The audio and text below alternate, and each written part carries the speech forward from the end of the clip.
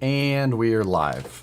What's going on, everybody? I'm a little late, trying to get a little bit caught up. Yes, slow mode. If you see that, it is on because of spam. So that's the only reason. It's set at a low number, so you should be able to. It's basically going to be as fast as you can type anyway. Should be okay. Most of the time. It's Friday. I am solo tonight, but deal with it. Deal with it. That's what I was going to say.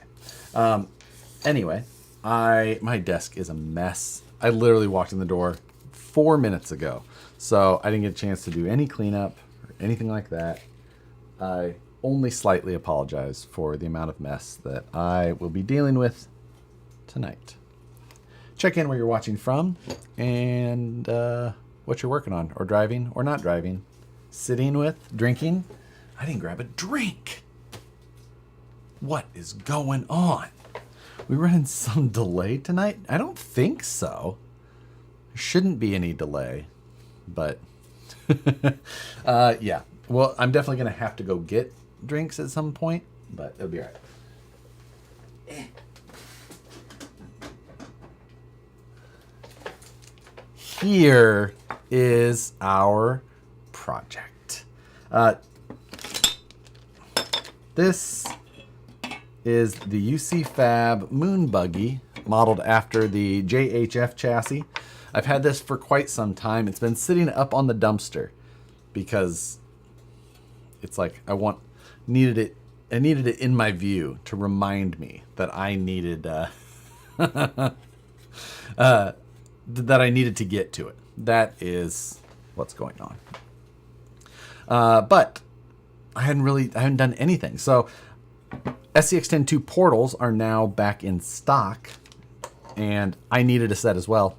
I didn't have any. They're not on the site. We're not making them, and then I didn't have them either. So it's not like I was in any different situation than you guys were. But those are back in full production. So since they're available now, I had to grab a set as well. So I'm going to get those assembled and try and get some basic links on here. See if or how that works out for our wheelbase. I think that I'm going to be a little bit short because this has a Capra skid plate in it, not an SCX-102.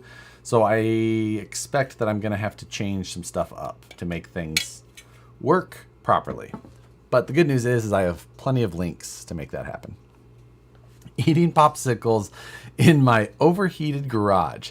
Getting trucks ready for tomorrow's WRC comp at the slab. Still a few open spots. Scott, thanks for the donation. And I guess it makes sense that you're back up in the PNW because you're in Arizona when it's not trying to melt your face off. Right? Right? I think I'm right. But, like I said, we got to put some portals under this thing. That is the plan. I do love the style of this little truck, and looking forward to getting it together. This will be my second currently owned UCFab chassis. Have I had 3 or 4? I think I've had 3. So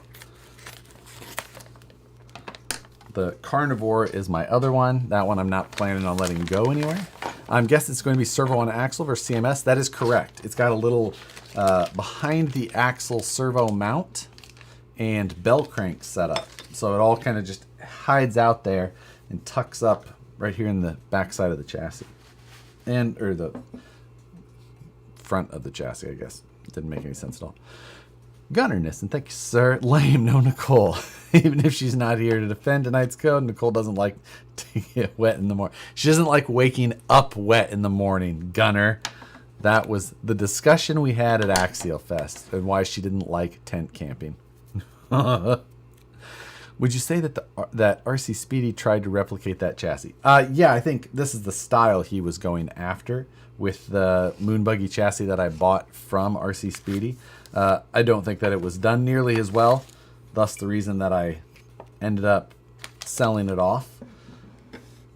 And I think that it was partly because RC Speedy is he's not a bad fabricator at all. Makes his stuff kind of the fabrication side of it is good. I don't think that he knows RC very well, though. That's the biggest problem, because the geometry didn't work out at all. Like it was not set up properly, unfortunately. Because by all means, it would have been nice. Thank you, Dana. We'll pin that message for your discount at Satisfied Jerky. We had fun hanging out with Gunner at Axial Fest. He made it up there only Friday. He didn't come hang out with us Saturday, but Friday he made it, hung out all day. The A-main code still works, too. For those that don't understand what that's all about, on Wednesday Takeover, I had got a VIP discount box from A-main. And where'd that thing go? I'll find it. There's a discounted A-main. It's like VIP box 04. And you can get, it was 15% off. And I didn't need, like, think about it. I just showed what they gave me because it was a platinum level member, blah, blah, blah. And I just didn't know it. And there was a discount code on there. Josh, can we get 15% off for Vanquish? No. No, you cannot.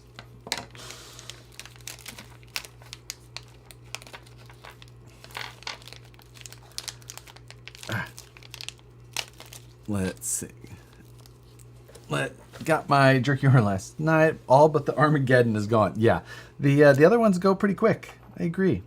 The Armageddon, yeah, not as easy.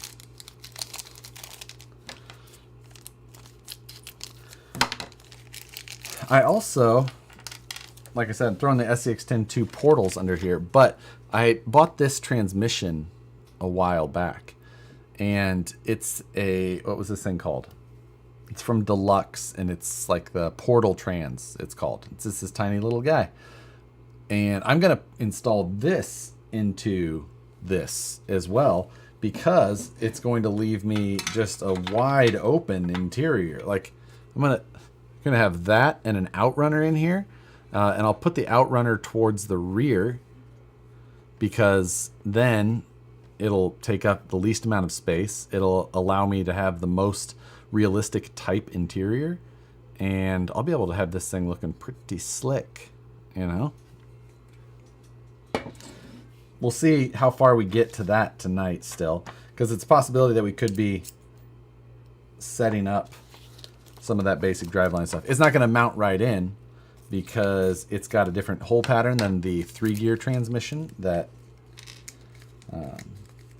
that the Capra UCFab Capra skid plate is made for. But there we go. Let's get our thread lock out. Interior, what are you turning into? It's a tube chassis. It's wide open. You have to have something. Now, yes, I have done interior covers on most of my tube chassis in the past, but this one is a little bit more difficult to, come on. I bet Josh has another Moonbuggy in his pocket. I do love me some Moonbuggies. There we go.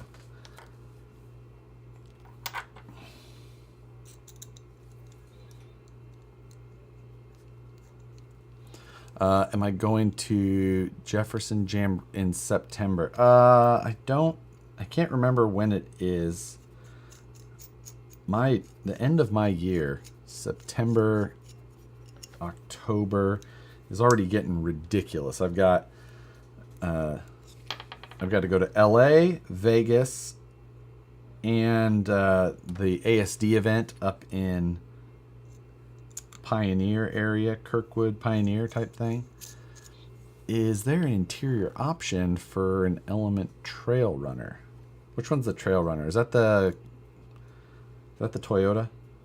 The Tacoma looking one? No, that's the Night Runner. Trail Runner. Is that the 4Runner one? September 8th to the 11th. Nope, I will not be there. That is the weekend that we have the NERSA event in Las Vegas, the National Retail Hobby Store Association event. So that's about a week-long event for me, with going to LA beforehand for meetings and then going over there for that. So it's quite the trek.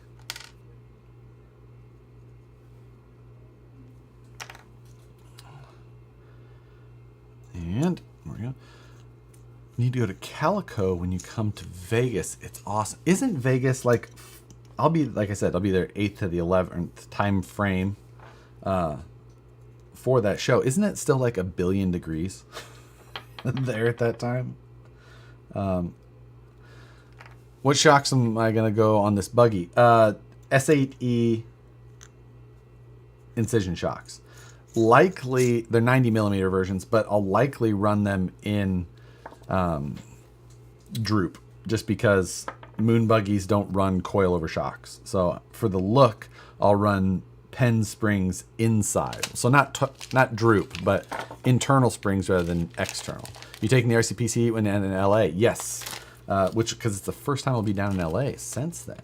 But yeah, taking the RCPC and hopefully have time to head to the EVGA offices during the week so I can see the place.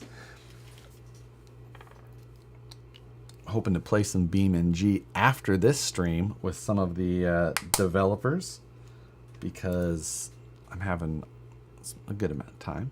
Do axial shocks for that self-changing shock oil feature? Let's see. You should go to a little place called Comex in Vegas when you're there. It's a really good Korean-Mexican fusion. That sounds incredible. Oh. Internal springs are on top or under the piston. Ben, I think I'm going to go on top to still... I don't know. Maybe not. It's almost like I have to do both so that I have the... so that it sits about 50-50. Moonbuggies seem to kind of... They don't sit full bump, but still. Got to hit it in the morning to beat the heat. How early are we talking, Toxic? Like, what about like Sunday morning? How early? Because I think I'm going to be there Sunday. Because I've got LA before it and then over there. Josh doesn't like mornings. I'll tell you what, I do not like mornings. The only time I do mornings is when it's for RC. I'll get up at 3 a.m. if I've got to go somewhere for RC.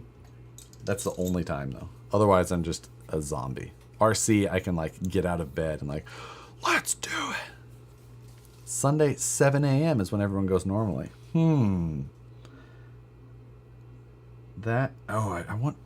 Am I driving there Sunday? I can't remember. I have to remember where my hotel reservations are because they're kind of sporadic. I need another thing of threadlock, evidently. You can only get so far on freebie threadlock, right?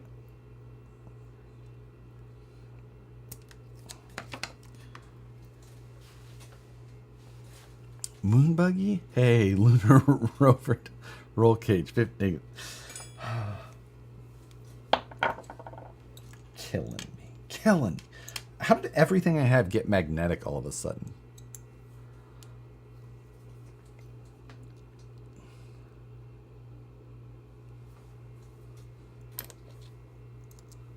All right.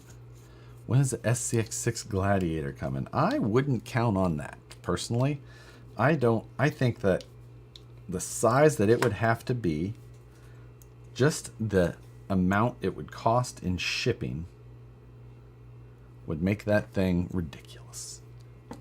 As much as I'd like to see it. I think it's about time for me to start cutting up my SCX6. No, Randall has been MIA. I haven't seen him in a while.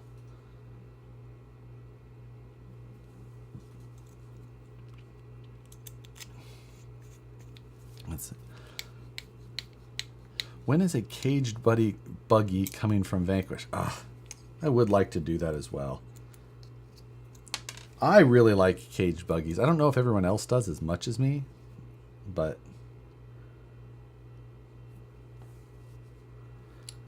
you know, cage trucks are just cooler.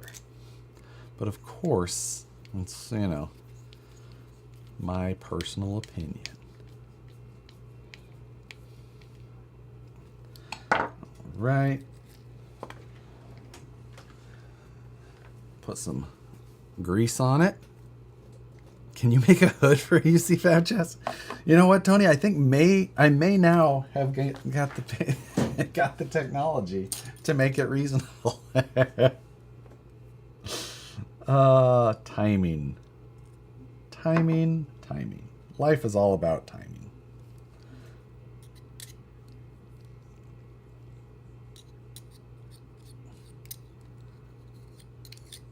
There we go.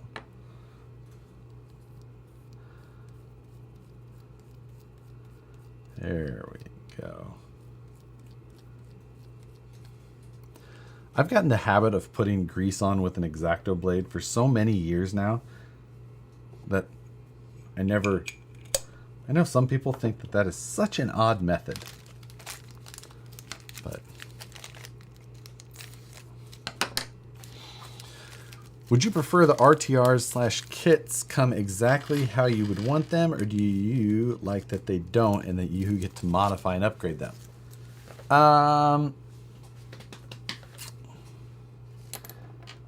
That is a great question.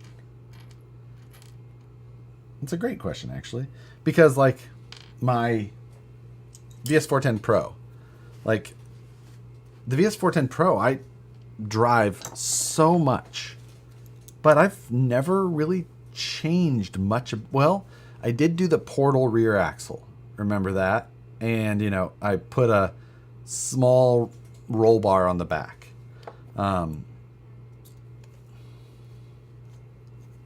But that's it. You know, other than that, I absolutely love that truck. So, I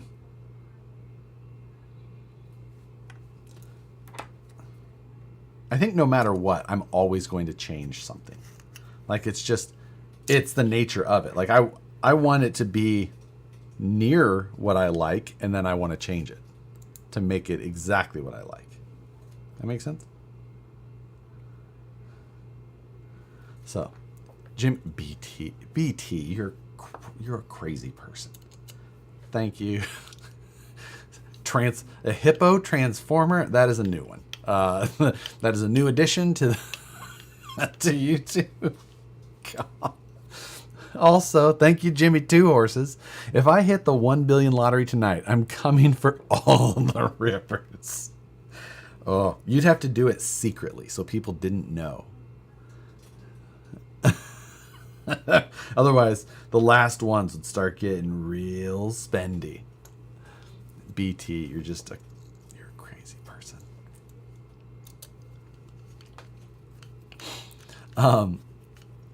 Did someone finger slip again? Right, exactly. For those of you that weren't here, or for those of you that were, Curtis, who was the one who finger slipped that night and made a very large donation by accident, he said. I got to meet him. Well, I'd met him before, technically, at ASD. But I met him again and his daughter at Axial Fest this year. And they showed me, well, the fun part of it was seeing his daughter's updated, like over-the-top unicorn-themed bomber. I mean, it's like everything that could be a unicorn was a unicorn. The drivers, the paint job, the hood ornaments are like full unicorn. Happy birthday, Josh. My birthday was last Sunday, the day after Axial Fest, which it has been on Axial Fest day before, which always makes like conversations at Axial Fest a little fun. Shit, I forgot to get tickets. What time is the drop? I didn't get tickets for tonight for the Powerball either. While I can't say that I didn't sit there and think about what I would do after I won $1 billion. or my portion of $1 billion. But, you know, whoever does win, I'm sure I'll never hear from you again if I ever had, but best wishes. Jeremiah, what's going on, sir? Made chili tonight, needed comfort food. Did a wire up one of those HK Hobbies ESC yet? I want to get one and their motor and servo. I haven't yet. I'm thinking that one of those HKs could make its way into here. So while I don't think that I'll get to it tonight, I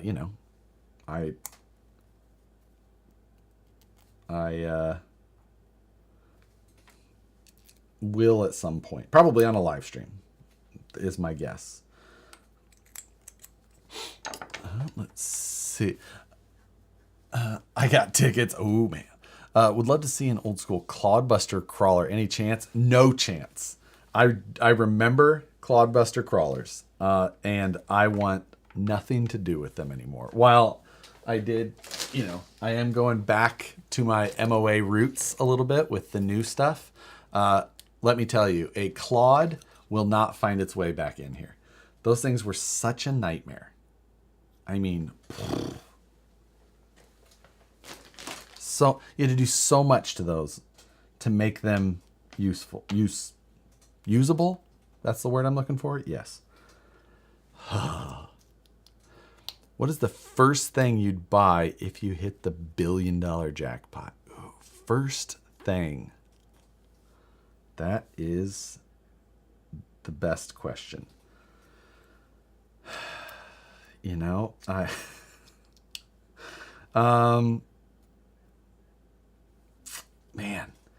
I'd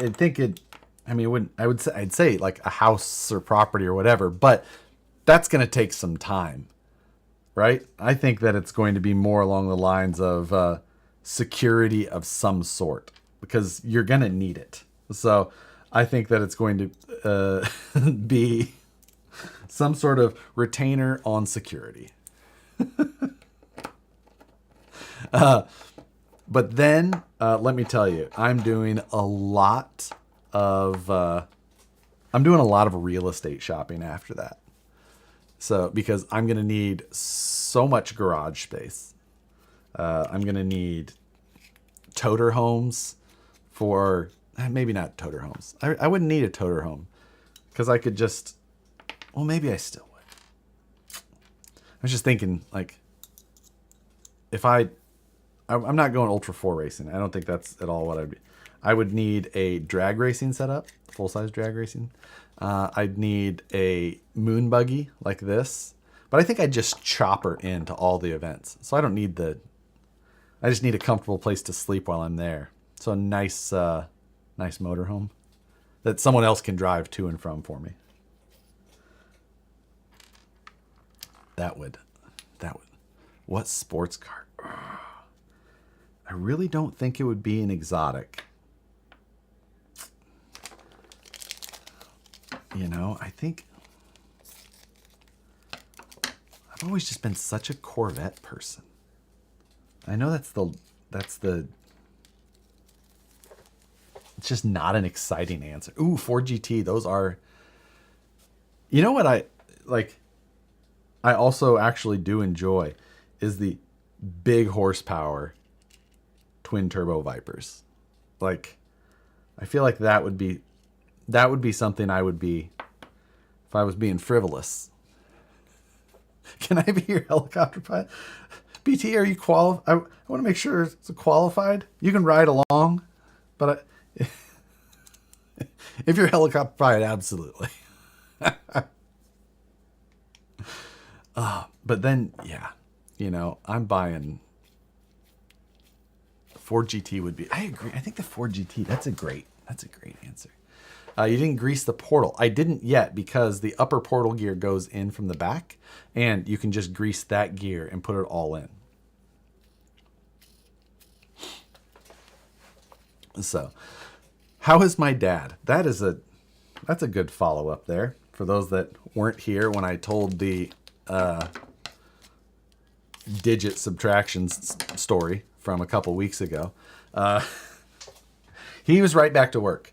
I ended up talking to him the next day after the live stream and got the story of how he cut off, or what did he say? How did my mom tell me? Your dad lost a finger in a fishing accident and they couldn't reattach it. That was the extent of the story that I knew at the time. Nothing beyond that. My mom was in another state, so she didn't know anymore about it. But I finally talked to my dad, and it was Saturday, so the day after I found out, or the next day, whatever it was, I don't know. Anyway, and he called me, and I said, yeah. He's like, what's going on? I'm like, yeah, what's going on? And he's like, I said, what are you doing? He said, oh, I'm at Reed Anderson's place picking up an ice machine. I was like, what? He's like, yeah, I needed an ice machine for at the river, because where my parents built their house in this small town in Iowa, like 7 or 8 miles down the hill, they have there's like a river RV park type thing. Bunch of lots where you park your RV and it's right on the river. You can have a dock, you can do whatever you want. Anyway, and long story on how my dad basically bought an RV park out from underneath of someone, but for another day. So I'm talking to him and he's like, yeah, that way we all have ice for at the river. I'm like, okay, which river? Missouri River, the Missouri. My parents are in the Omaha area, basically. So it's south of Omaha on the Iowa side. Near the racetrack, if you know it. Anyway, I'm going to keep dropping that off there, just freaking over and over. How about that? Long story, not so long, as my dad would say. He's just right back to work. Just right back to work. Like, he's like, yeah, they were fishing on the river. They had bank lines. If you guys, I don't know if you're fishermen or if anybody cares about the actual details, but they were doing bank lines going back. And it's a piece of like paracord that goes from the bank out into the river. And there's a 10-inch section of PVC. And then from there, there's like a line that goes down that has your sinker and your hook and bait and all that on there. And they were driving the boat down to catch those lines. They grab it and they tie it off. And it's a river, so it's got a current. And they're trying to keep up with the current a little bit. And you would think that it was during the tie-off. It's not. The tension that they weren't keeping up with enough on the river. Yes, fancy trot line. Yes, bank line, trot line, whatever you want to call it. But on a river versus we called them trot lines in the lake. I don't know why. They weren't keeping up with the current, evidently. And what happened is that tension on that paracord basically got so high that it snapped. And when it snapped, it slingshot up the piece of PVC. And the PVC came up and just went thump. And it fell in the boat. And the person that was with my dad turned gray, my dad said. My dad didn't turn gray. The other guy did. So they picked up his finger with a Dixie cup and they headed to the medical area. When they got there, the doctor said, my dad said, can you put that back on? And the doctor said, nope. Matter of fact, we're taking more off. So they did their work to the finger. And my dad said, they stitched it up or whatever. My dad goes, man, that doesn't look very good. I said, well, I don't know why my dad was being a critic of the work at that point, but he was. Anyway, and the doctor said, well, those little things on the end, those will fall off. Don't worry. And my dad said it looked like the end of a Totino's pizza roll. So, anyway, by the time I had talked to my dad, though, on that Friday, and I think that it happened on Wednesday, I think. My dad was already on round 3 of his own homemade prosthetics that he was making out of like casting material of some sort. He said because he just kept hitting it on everything and it hurt so much. So he's making his own prosthetics so he gets some goddamn work done, he said. Didn't stop him for long. There you go. That is about the rest of the story that I know. He, since then, has finished putting up the trusses on his 40 by 60 shop that he's been building by himself, 100%. And, yeah. Dale C., thank you, sir. I feel like I smoked the slipper clutch on the SCX6. It feels like when you glaze a clutch in a car, is that possible? Or to run no slipper clutch. So I believe that the slipper clutch issue that you're experiencing with smoking the slipper pads is a common issue. So I believe that is probably exactly what you've done. And I don't know the fix exactly, but still. Print him a finger. I could have him 3D. I could have him send me his prosthetic and I could 3D scan it. Yeah, I'm just saying.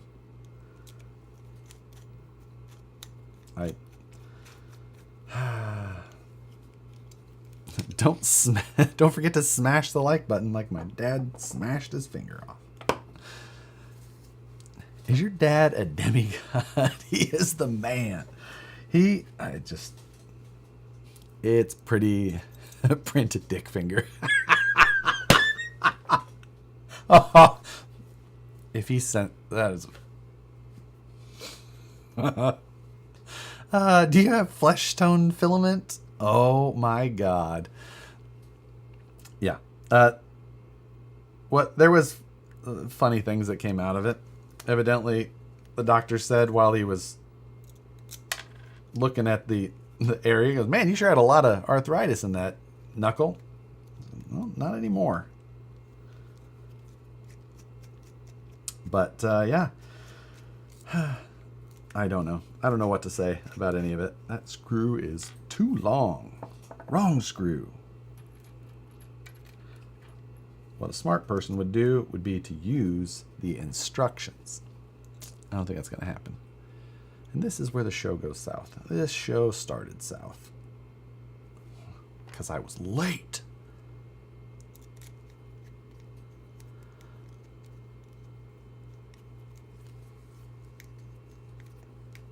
Let's see. Why is that not starting properly?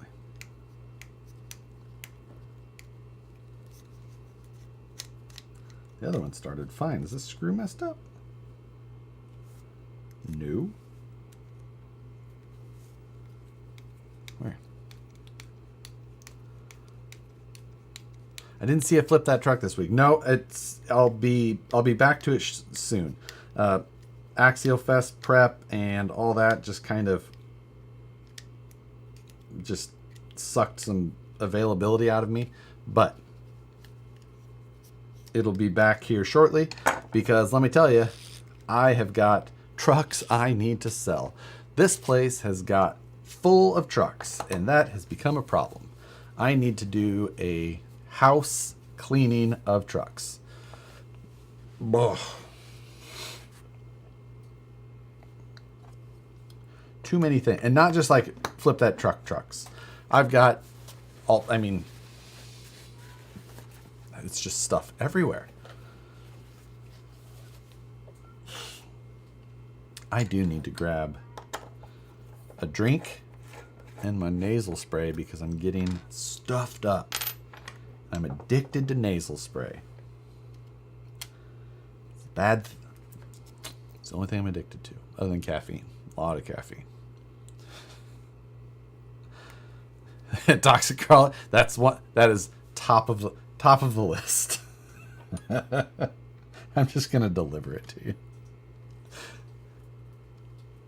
I thought there was to be an auction. Matt and I we're both just like a little bit overwhelmed at the moment, and this month, we've been doing good about live stream takeover, about trying to move forward with getting some stuff on there that we've always wanted to, with new guests and people.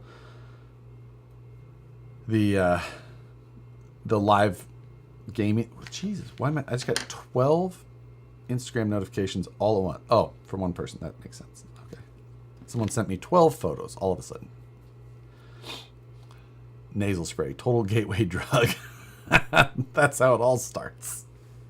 I can't. I have to get off of it, man. Seriously, it's like I have to have it. Otherwise, I'm just like, oh. Any word on the Elite Edition SCX10? Has anyone bought one? From what I heard, they sold 11. And I heard that there has been 11 sold, which isn't nothing. How about that? Is this Moonbuggy going up for sale? No, this is not going up for sale. Any more work done on the Ugly Cage build? No, not since the live stream where I did the panels. That was the last time I made progress on it. I can't even remember if that part of it made it into the video that I filmed, because the video I filmed was before that. Or I think it was before that. 11 more than I was expecting. I mean, there's always someone who's going to buy stuff. Like, it doesn't matter what it is. Someone's going to buy it. Right? BT, check your Instagram message. Was it you? Did you just send me 12 photos? BT is a freaking helicopter pilot.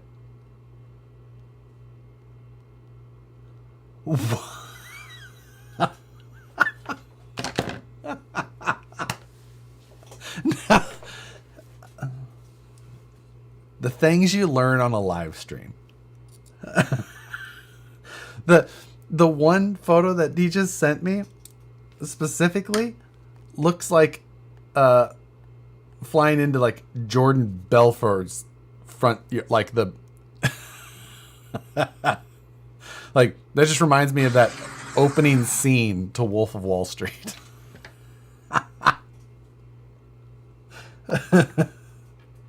That is freaking hilarious.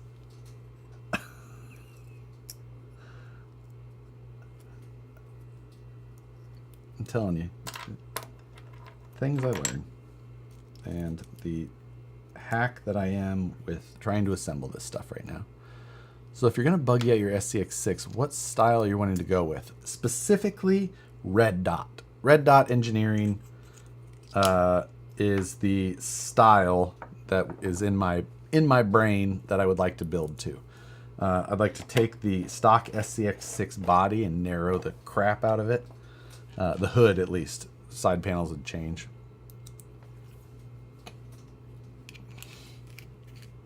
Hello from Barbados. All the way in the Caribbean. What? I want to go there. Did you fly for the military? BT? Yeah, that's it. Like, did you just back one day, like, decide you wanted to fly? Or did you have some government training? In a recession, the expensive stuff sells and inexpensive stuff doesn't because the rich are still... That's a thing. The other thing is that in a recession, RC actually does fairly well because people aren't playing with the expensive toys as much to the people that think that RC is inexpensive, you know? Instead of playing with side-by-sides and full-size Jeeps, like, let's dig out those RC cars we built or bought a handful of years ago and give that a shot, because that should be cheaper. I see you playing BNG. Did you ever mess with Rigs of Rods? I did play Rigs of Rods, but that was in like early mid 2000s that I played that. So way back. I think I had like a Dell laptop that I played that on. It was a long time ago though. The Christian BMG was huge and reached around the forum, and it's like its predecessor. Yeah, I remember, because I remember it was like the first... that does not go there.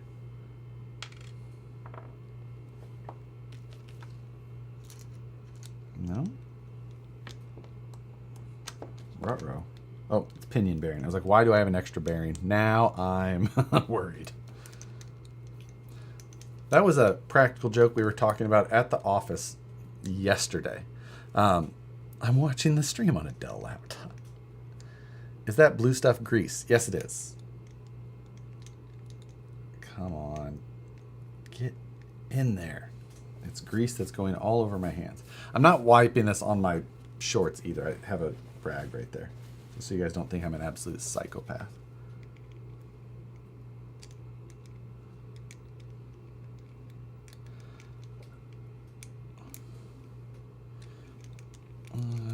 Come on.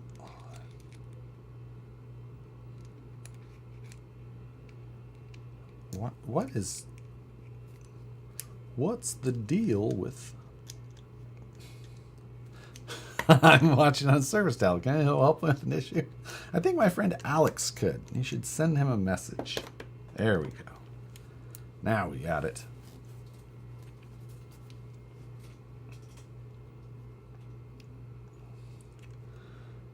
Right. That, we need to put the knuckle bushing in place. And the knuckle bushing in place here. Don't you dare come out of that slump. All right. Anyone remember Mold-O-Rama? Was that like a kid's toy back in the day?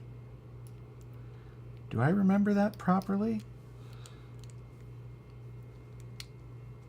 Take some finagling. That is the truth.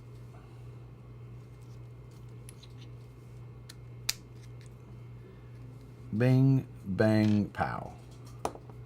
But a bop boop. The things you learn on this stream. I'm an absolute psychopath. Do you wipe grease on your pants?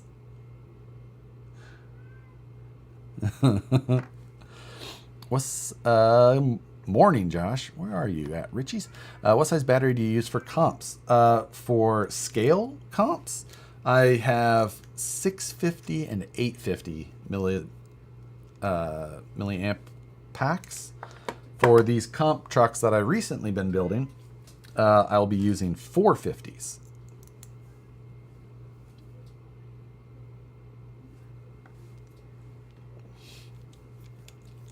I wonder if this Dell machine could run BeamNG. You know, it's an interesting question. What's the shaft size on the VP pinion? I installed mine onto my capper rear steer again. Need to buy some shims before I take the thing apart to fix mess. Standard 5mm. So 5mm. It happens. Good comp chassis for AR60s. Sportsman stuff, you could get away with AR60s still. You know, it's 245 in the UK. Are you getting up or going to bed? That's the question. All right, front. Let's throw a zip tie on it. Fifth Dimension Sucker Punch. That is one that I definitely hear. The Fifth Dimension stuff. Those guys are still making quite a bit of the comp chassis stuff. Just finished work. Whoo. That's a late one. Sookie's going nuts out there. I'm sure you can hear it. Do you know if Hobbywing Fusion TRX4 will allow the 2-speed and selectable diffs to work? Do you know if Hobbywing Fusion... Yeah, it'll work for sure. That's a pretty common setup. A lot of people use the Fusions and the Axes. So, threw a zip tie on the pinion just so that the bearings don't fall out.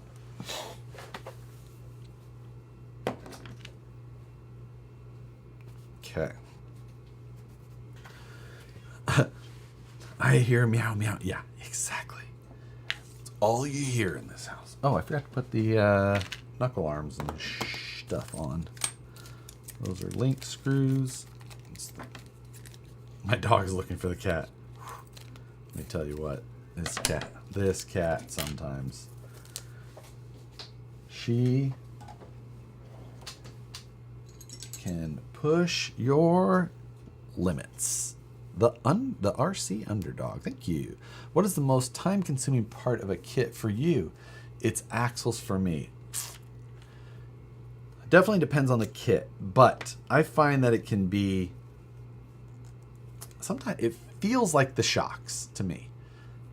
That's you know, depending on the kit, shocks can really be something that I'm like, all right, it's time to build the shocks.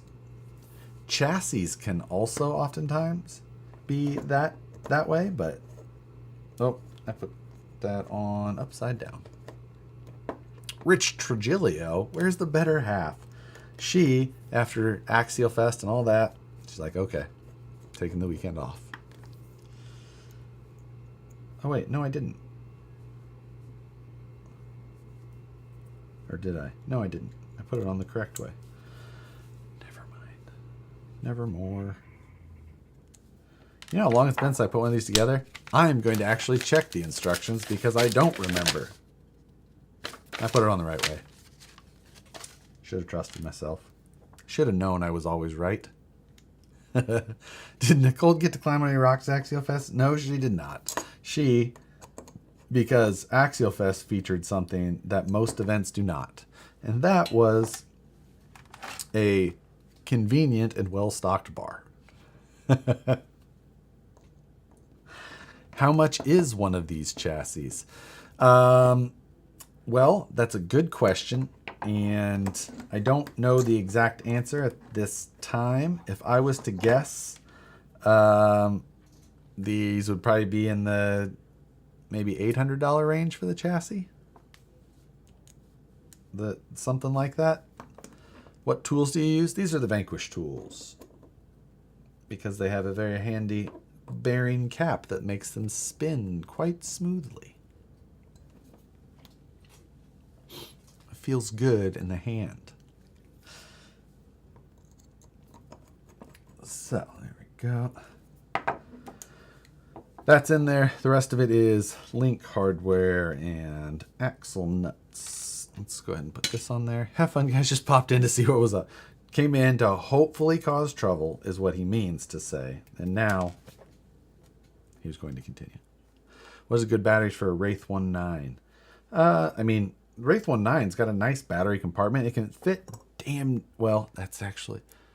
Does the Wraith 1.9 have the one that just has the trays on the outside and it can technically fall down the middle? I think that it does, doesn't it? If I remember correctly. Oh, man, yeah, that's thanks, Phoenix. I was remembering that now. What would be a good suggestion then? I think that I can't remember if I made like a little Lexan tray so that it didn't fall down, and allowed me to run some of my smaller packs, because I do tend to run smaller ones. But yeah, that's a good question. It's been a while since I had my Wraith 1.9. Now I can't remember. Do you have templates to print and make their own chassis like this buggy? Not like this one. I have templates to make one like the previous generation. Like back in the day, comp moonbuggies were asymmetrical, super offset. Like the roof line was like one side was here, the other side did this. It was very weird. And I have a template to be able to do that, but it's more on like 2:2 scale. So I don't actually have one that would be more appropriate in this scale. This is link and stuff screws. We'll get to that. We will put that to the side for now because we have another axle to do before we start our links. Do you run mainly 2S or 3S? I run 3S and 4S. I run mainly 4S now. But some trucks I only run 3S if like specifically if the ESCs or motors won't handle 4S. But I don't know if I own many 2S batteries anymore. Actually, I know I don't because I needed one for a Traxxas video with the Vortex, and I was just like struggling. I think I ended up having Joe go grab one of his so that we could do it.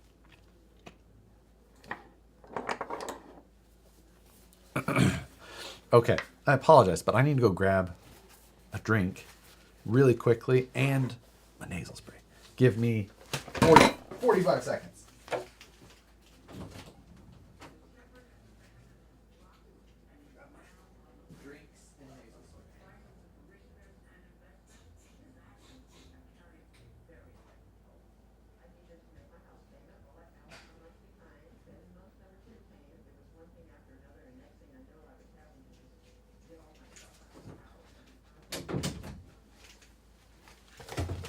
Ooh, okay, sorry. My bad. No liquid death tonight because they're not cold. What's going to be the warm beverage tonight? It is and it is room temperature. You're welcome.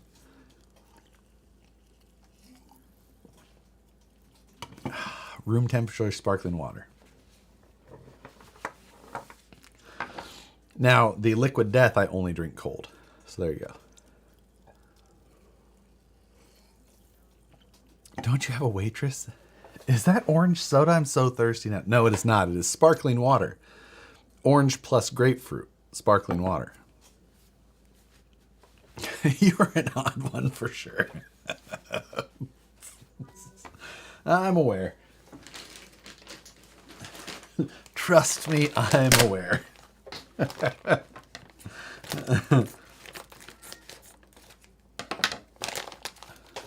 Who loves orange soda? Orange soda is not bad. I don't mind it. Posh people soda. Is that what we're calling? Is that what we're calling it now? Sorry. There we go.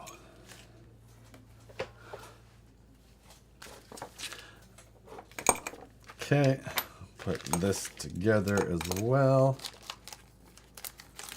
Orange soda plus vanilla ice cream. Oh, that's not terrible.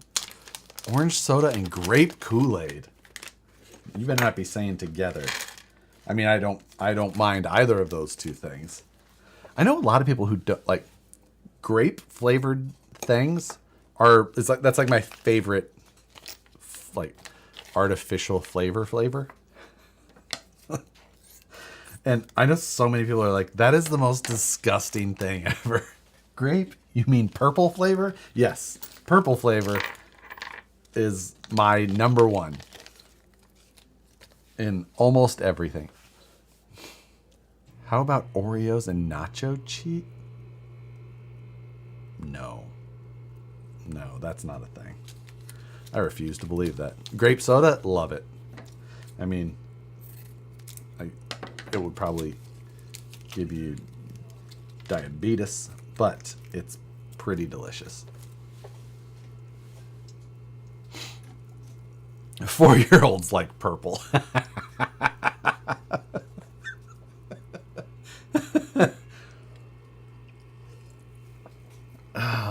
Cheetos and nacho cheese. That seems reasonable. Like, not good. It's still like warm Faygo red pop. I'd try it. Favorite dessert, mint chip ice cream. That is the one, mint chip ice cream.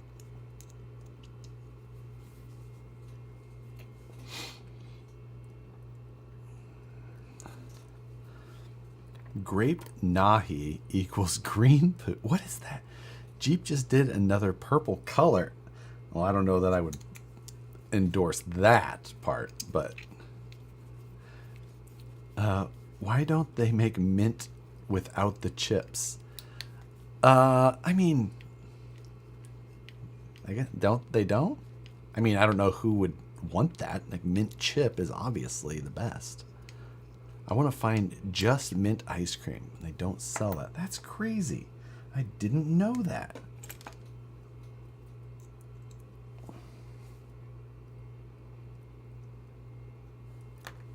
That's, whoop. I broke a screw. Whoops. Must not have been paying attention. Let's see. I saw a guy at Axial Fest that had a trailer that hauled his shit and pulled. Yeah, he had an SCX6 that was. My teeth are not fans of frozen chips. But yeah, the guy at Axial Fest, he had a SCX6 that was. It didn't have a body on it, and it pulled a trailer that went like a fifth wheel style, and that had like another SCX6 in it and all of the rest of his stuff. I have a Traxxas Hellbilly. Thank you for the donation, first of all. Thank you very much. I have a Traxxas 3-cell 5000 LiPo battery that just started expanding. What could cause this? Well, first things first, get a LiPo checker and check the cells. Make sure that they're balanced. I don't have one handy. You know, I have a little red one that I use all the time, or I have like a nicer Spectrum one somewhere. This is the one I use, like this. You plug it into the balance port on one side, and check the little. But make sure that it's not like doesn't have a dead cell, and then go from there first. Like that's. Because if it's got a bad cell and it's going down, you need to get it disposed of properly, so that it doesn't become a worse problem. A bad cell is kind of like that first thing that can. I mean, I've had lipos puff on. Now, I've also. You should never do this, but I have used lipos that were puffy for a while. You know, there's a difference between like puffy and puffed. Like I felt anyway. Now I don't have any puffy lipos anymore, but my Traxxas batteries don't have a balance plug. Oh, you've got the ID ones. Their system that you. Traxxas batteries don't have balance plugs though. That's right. The newer ones don't. They have them built into their plug. Well, I have a Traxxas ID charger, but it doesn't have a display on it either. Traxxas ID makes an adapter to get a balance plug sold separately. Traxxas has a checker for their ID style. Okay. What's a balance plug? Let me grab a battery. Do I have one right here? So this is a Life battery, technically not a LiPo, but it's very similar. So you've got the regular one, like this would normally have your battery plug on it, like a Dean or an XT60 or whatever. And then the second plug is your balance plug. When you're charging, you should always plug in the battery plug and the balance plug onto the balance board. And the balance tap will make sure that it equals out the charge between the multiple cells within a pack. Like this is a 2-cell, so you can tell that by the size of that balance. 3-cell, it adds another wire, 4, 5, 6, and so on. Did I put that checker back? When you plug it into the checker, it gives you a little display. 2-cell, all 6.6 volts. Number 1, 3.3 volts. Number 2, 3.3. So it's flashing on 1 because it thinks that this is a LiPo, not a Life. So it thinks that that is 3.3. Isn't really low. That's fine. That's like my cutoff area. 15 amps? Matt! But get a LiPo balance, or get a voltage checker if you don't have one. Absolutely. If you don't have, like, they're super cheap. I mean, like a few dollars. I just don't want to burn. I just don't want my garage to burn down. 100% agree. It's, you know, if you are concerned, if it's getting like puffy, a bucket of water with a heavy amount of salt in it, and drop the lipo in there and let it neutralize itself. Get the salt good and stirred up. Is it worth sending my charger anywhere to try and get the balance port fixed on a Hyperion charger? Oh, that's an old charger. I used to love my Hyperion charger. What I have, like a DC6 or something? Oh man, I can't remember. But it's probably not going to be, I mean, unless it's something simple, maybe you could find someone capable. I don't know. Consumer electronics nowadays are such a disposable thing. Like, I hate saying that. But, you know, just a puffy battery and a vise to flatten it back out. Just put a puffy back. Boeing RC Garage. I'm not sure if you're being serious or not. I have heard people do that so many times. Like, it used to be a joke in Colorado because the Colorado guys would literally do that. I think it's a terrible idea. But still. There, I'm back. Just got done putting a transmission riser in the drag car. Dana bought mats. Seriously? I was joking. Boeing RC, I'm 100% not joking that the guys in Colorado back in the like mid 2000s used to 100% do that. They used to talk about it all the time. It is absolutely frightening. I'm driving through Sac. Why is it smoky down here? There's been, it depends on where you're at, but there's been a couple little local fires. You know, small, several acre. But what charger do I use now? I have got a ProTech. It's a quad charger. I could tell you the number. The Prodigy 610 AC/DC is what I am currently using. It sits right up there. And it can do my lithium high volt as well as the normal LiPo, which is, I picked it up specifically when I got lithium high volt batteries and I didn't have any ability to run the higher voltages. Hey Josh, I have a 3PK controller I'd like to start using. It was converted to Spectrum about 15 years ago. What can I do to update it, if anything? Mike, you're probably looking at one of those old conversion, the thing that had the big box in the back for that. I don't know that you can do almost anything because Spectrum has changed protocols since then, I think twice. I think that was pre-DSMR, and I think they're on another protocol now even. So I honestly think that radio is so far out of date and used so many AA batteries, if I remember right. I think it used like 8 AA's, did it not? And the receiver cost for I think you're going to be money way behind trying to use that radio, unfortunately.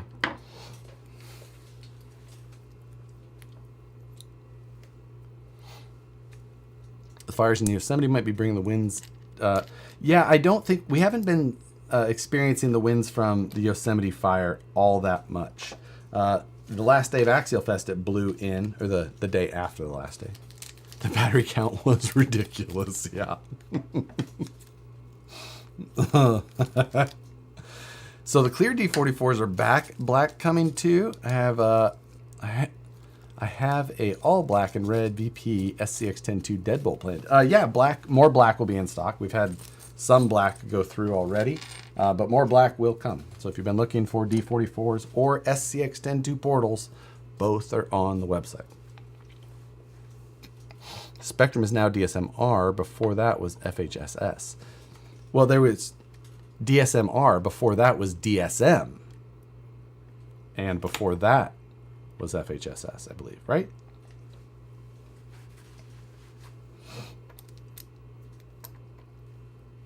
If I recall correctly, as the thing says. Yes, that is correct. I thought I was correct.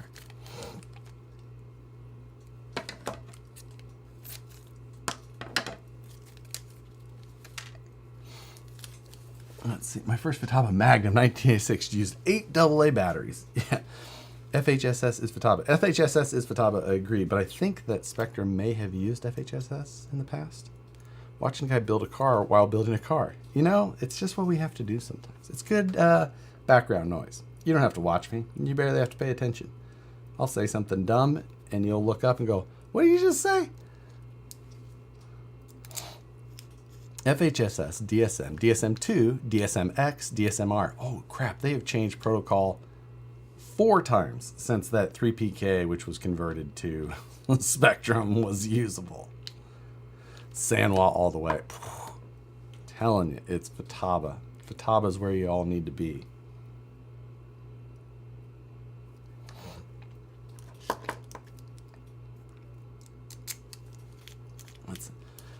I threw it in my charcoal grill. I will buy a new one tomorrow. My charger is Traxxas Easy Peak Live ID. That's this. I've got that charger as well, but that finger screens don't work. Put in the drag car transmission. I'm not running 1.0s. I love this grease.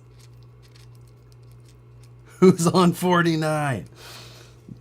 See, well, technically, I did have FM. Maybe I had an AM as well, or did I? I can't remember. I think my first radios were all FM, but I never used them around anybody else using a lot of radios, I guess. We did use some, but like when we were crawling, we weren't racing, so you didn't have a bunch of people on.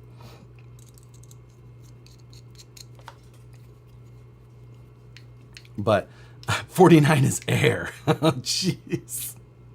79.543. Oh my God. See, I never had to deal with that. Never once. 60 through 90 is land. Jeez. Never ever. That was not something I had to worry. I remember when I got a DX3R right when it came out. It was right before I signed on with Futaba. And I signed with Futaba in, let's see, August of 2008. So I must have got that Spectrum DX3R must have come out in around July or so of 2000. Wait, 2007 or 2008. And I remember that was my first like true 3-position, 3-channel, 2.4 radio, and it was a game changer for me. Who's got a split? It was Tanis 427. Is that Tanis? Back in the day, Tanis? No way. I gotta wait for this response. Yes, sir. No way. Wow, man. Glad to see you around. Tanis is OG. When did you join RC Crawler, Tanis? Because you were a moderator on RC Crawler way before I was. But man, throwback. That is awesome. You became a mod. You joined 2006. Okay, I joined in 2004. You joined 2006, but I remember you were a mod pretty early. Well, at least compared to me.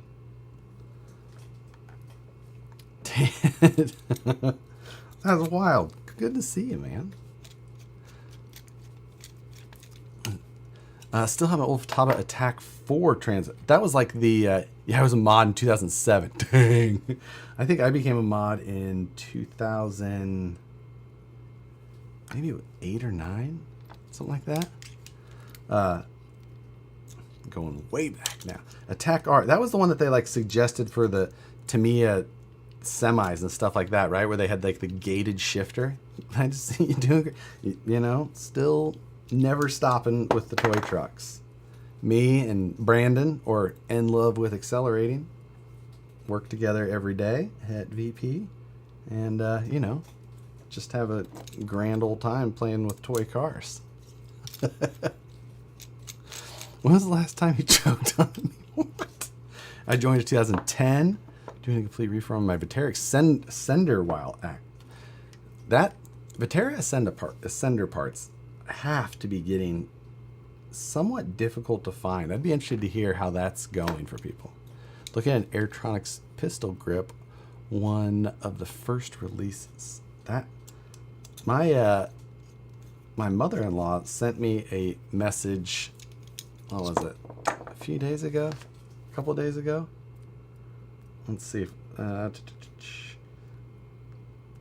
It was yesterday. Yesterday at 8 a.m. That seemed like 3 days ago. She said, could you use this? And sent me a photo of a EK Logic LRB from Ken's RC in Shawnee, Kansas. She said, could you use this? I was like, no, I don't think I have any need for that. She says it's an antique. I said, oh, I know. I can tell. Now I'm waiting for someone to be like, that's a rare. Shit. I highly doubt it. I grew up racing my dad in his Tamiya Stadium Blitzer. Whew, man. See, I didn't get in on the old RC stuff. It just was not my time frame. Sent you a picture of my dad's first Spectrum radio that was top of the line when 2.4 was hitting the market. It sits in my shelf now. It's probably the same one that Chino still uses to this day.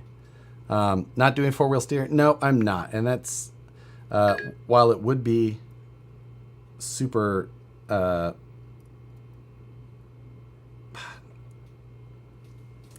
sorry, I've got a ton of, I'll have to find it. It's so hard to look at messages while doing this.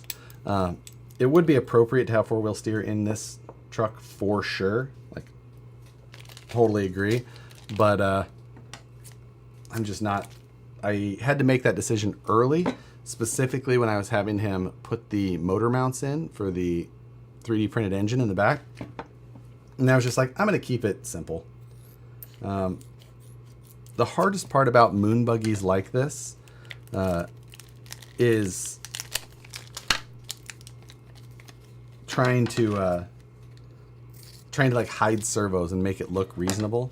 So I was just like, I'm gonna just go standard. When does the assembly of the buggy start? Well, we're here pretty soon probably, because this is the end of the axle assembly for the most part, and then I have to start trying to get it together. So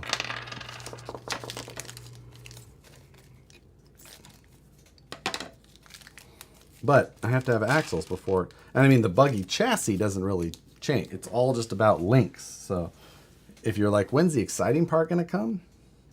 Let me tell you, prepare to be disappointed.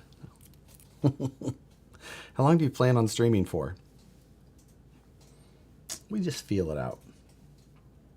We just go by feel. Sometimes it goes long. Sometimes it's 2 hours and I'm like, I'm done. I'm boring tonight. And, you know. Was there a Flip That Truck this week? I don't remember seeing one. There was not, but it's filmed. I just have to edit and upload.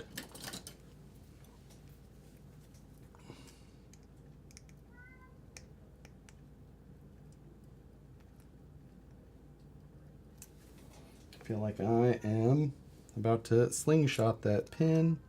I really don't want to do that. Let's use this guy all night long. Oh, dang, I thought we had that. Thought we had that. Thought we were going to get away without the spam.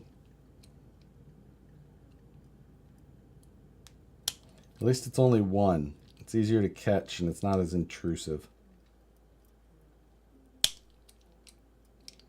Come on. Right. This is annoying. Is this going to be more of a crawler or a bouncer? Crawler. The Moonbuggies aren't much for bouncing. Tiny hammer time.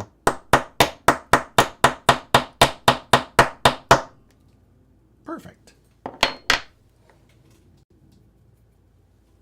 Oh, Don Clark, I just about deleted you. I thought I almost banned you. Well, I think Phoenix did think it was because he hit it right away. How many people use the 15% off code? Evidently, everyone was allowed to because it's still a thing. So, you know, if you're going to, I did it because I'm a jerk. Oh my God.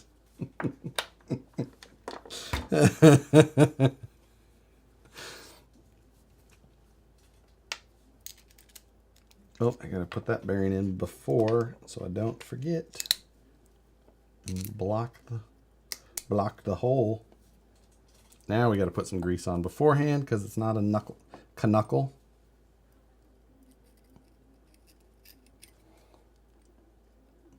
Little grease and grace.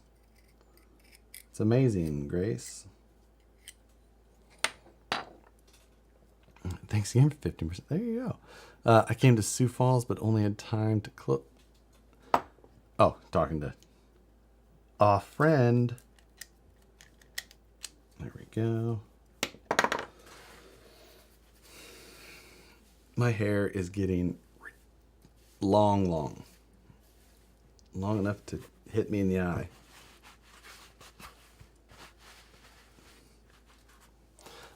Anyone claim the free pit net?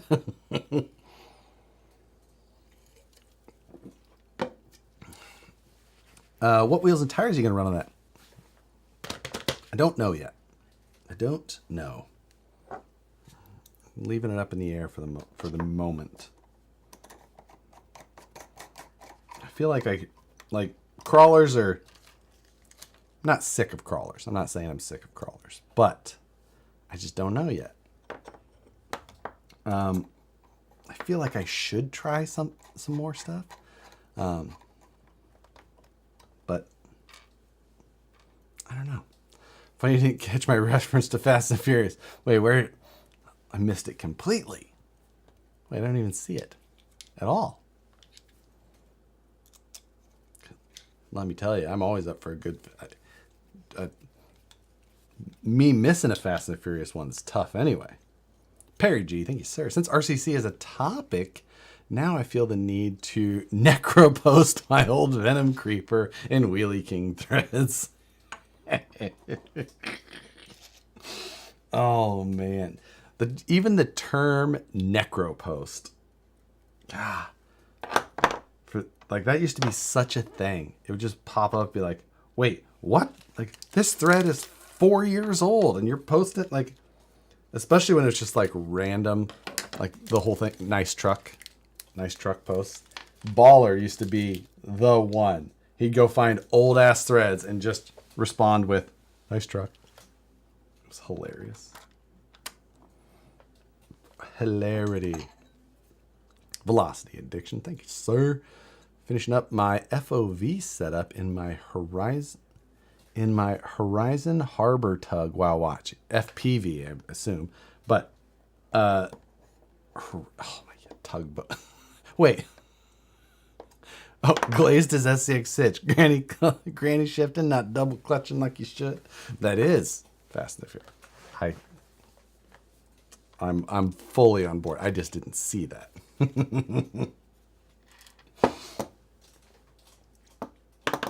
Because nobody could miss that reference.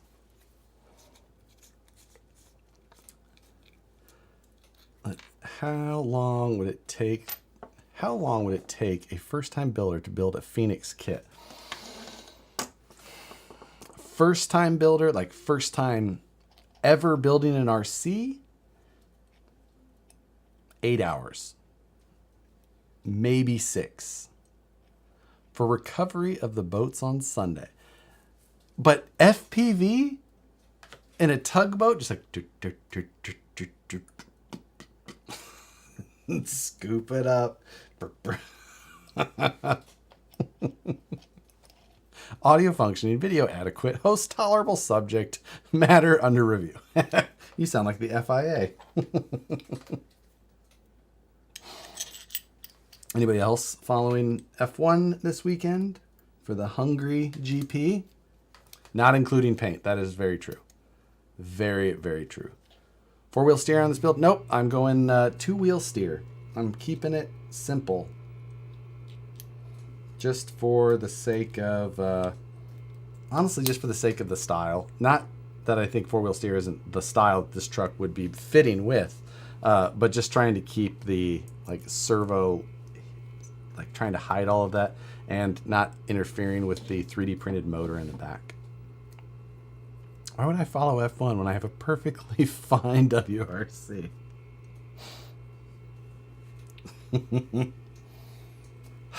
Alex. Everybody needs an Alex in their life to cause them just head shaking moments. No.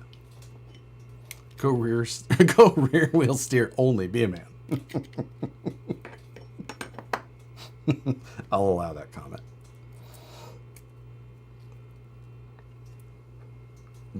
WRC is more exciting. I will agree. WRC is very exciting, but I feel like without the wheel to wheel action, that's the thing that it's missing.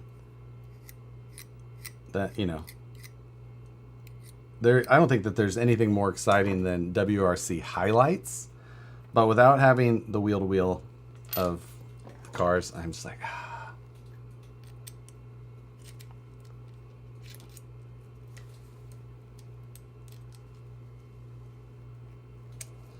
I'm a fan of GT Touring and Trans Am. I've got way into F1 this year, which, thanks Netflix. Wheel stud on wheel stud action is what is Josh into? Whatever, Phoenix. Well, then what about Rallycross? Is Rallycross really nearly as exciting as WRC, though? Better drivers, WRC or F1? See, it's such a good, comparison, because the on the edge nature of WRC is so insane, but the lap after lap after lap repeatability of tenths of a second on lap time with those, that's pretty freaking impressive too. I don't know. I don't know that the percentage of the population that could hang in any scenario with either group is ridiculously low. That is... Thanks for... Where's Nicole? What's going on, Hunter? See, I noticed today when that message came across. No problem. Your website is technically live, even though it's not properly... You ready for the boat tomorrow? How ready for a boat do you have to be? Just walking on, right? I'm here. I'm on a boat. I know who it is.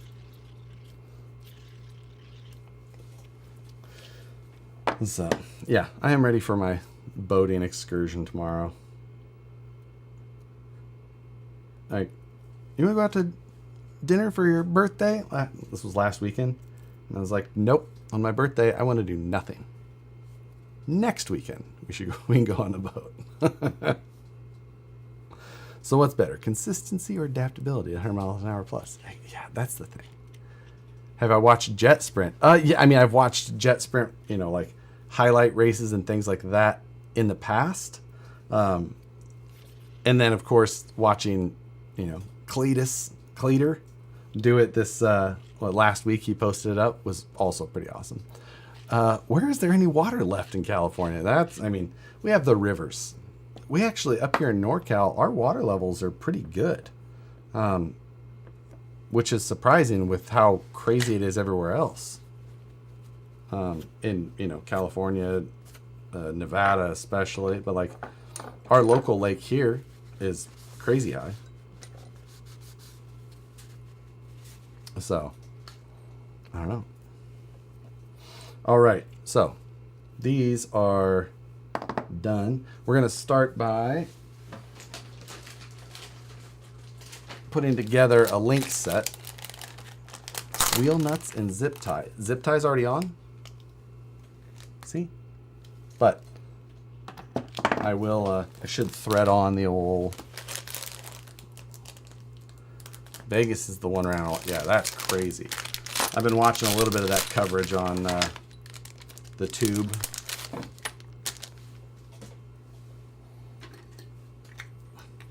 Here comes the questions. Everybody knows this question. It's everybody's favorite. You watch the Sin City Outdoor channel. I've never seen it before. He recently started doing the Lake Mead water updates.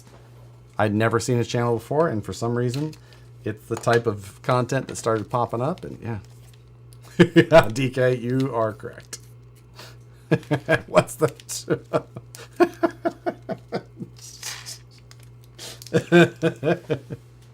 What tool is that? You guys watch this show too much. What are you doing?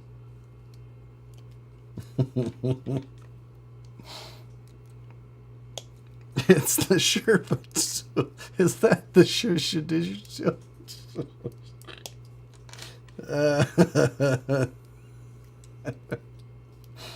Oh my goodness.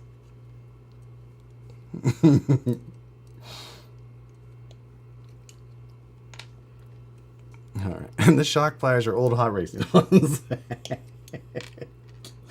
How long have I had them though? How long have I had them though? That I've had for, say the same thing. Well, who's that tool?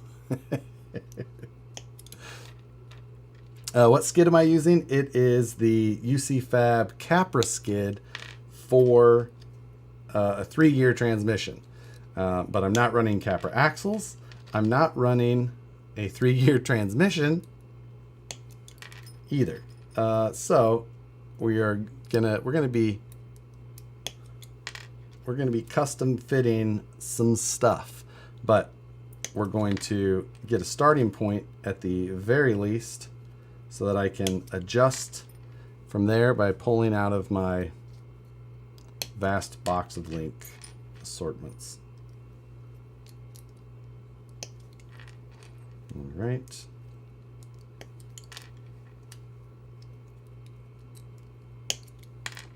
Link, link, link, link, link. So many links.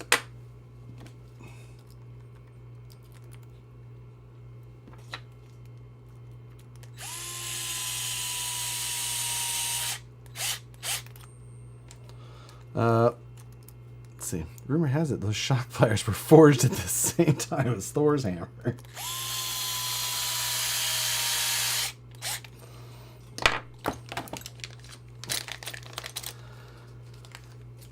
Is that the 2-battery DeWalt kit? It absolutely is. Make sure you get the 2-battery kit.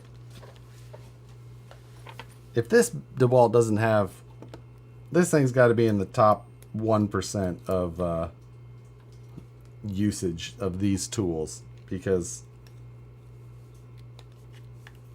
I've ran this thing more, which is pretty impressive for the battery life.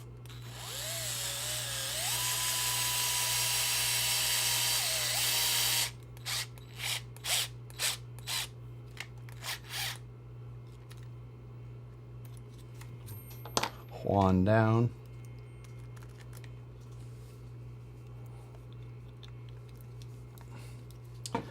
I still really feel like you should put the driver and the tools in the description. Oh, I know. You are 100% correct. And I should absolutely do it. And I never, ever do it.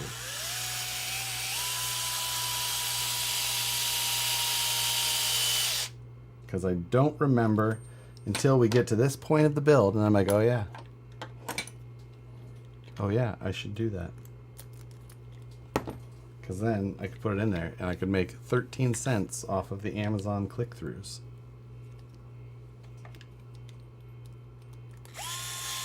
Whoop.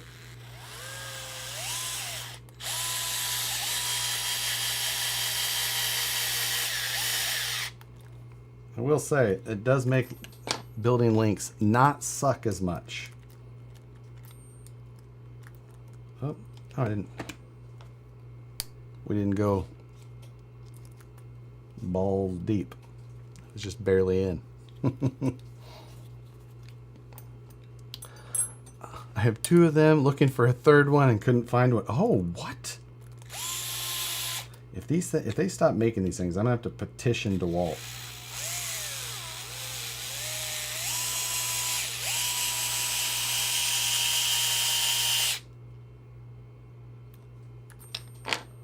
Like, we private label VP versions. Like, just make DeWalt, like, I'll order 2,000 of them. You just have to make them for us. And I want a different color case. Orange case. Haha.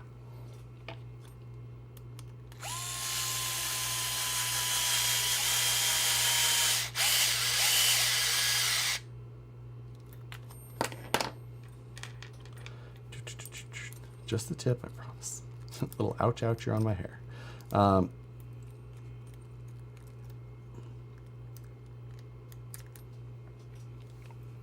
Did Richard Axio give you a ride back on his golf cart when he saw you? No, he didn't. Nicole was just like, why didn't I get a ride back from Rich? Because she was with us on the trail, even though she wasn't driving.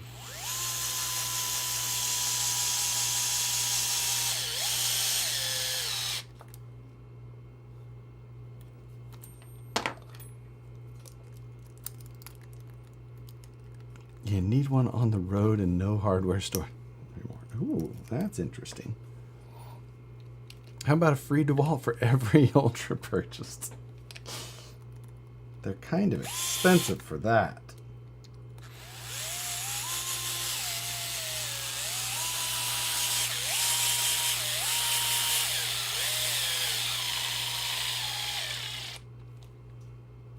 Okay. What is that? 8 down, 2 to go.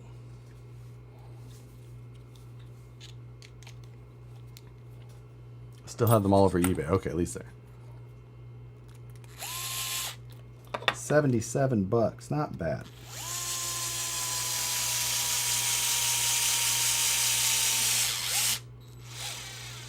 I think I paid 102 or something like that when I bought mine. Free wheels and a drill. I have the inline DeWalt. I mean, this one can be inline if you do that, right? But I don't like that as much.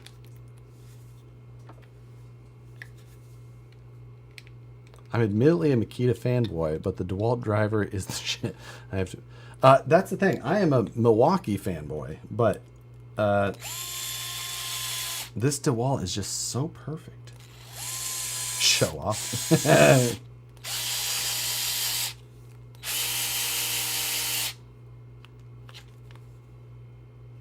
All right. What did that say? Hold on a second. There we go. Okay, links are done. Now, let's try putting them on there. Let's see what they... You should screw those in by hand. Nope. Sure shouldn't. That is not the case.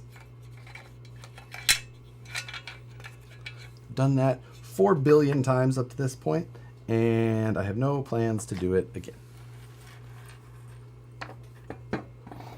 All right, so let's sort these links. That's a rear upper. That's a rear upper. Those are front lowers. These are rear lowers. And those are panhard drag link. That's single front upper link. So no matter what, we have to put together our, what do you want to call it? What do you call it? words, front upper links.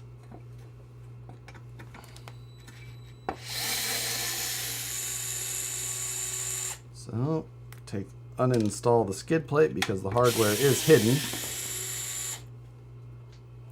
How do you know which sizes go where? I've looked at those links like, 30,000 times as they come off the machines.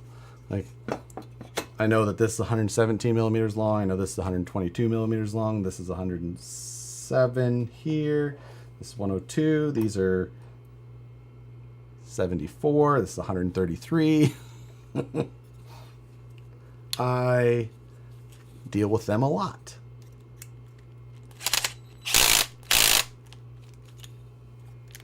Pump up the torque.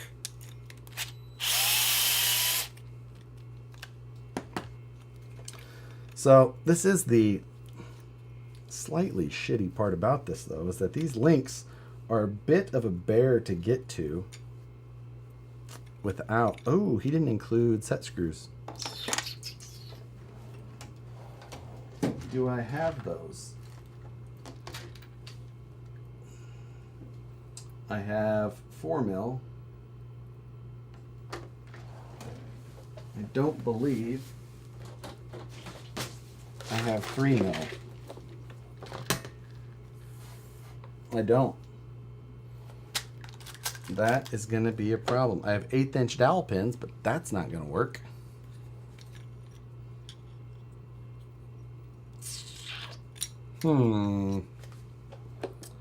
Well.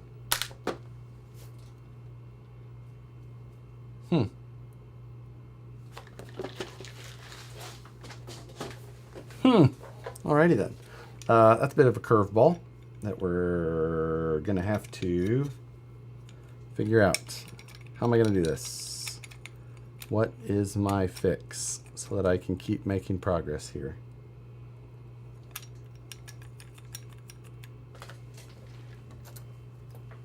I have M3 all thread, but that's going to be very hard to... That's not going to... Axial link set screws, I don't keep those anymore. Like, I haven't had that type of stuff. Is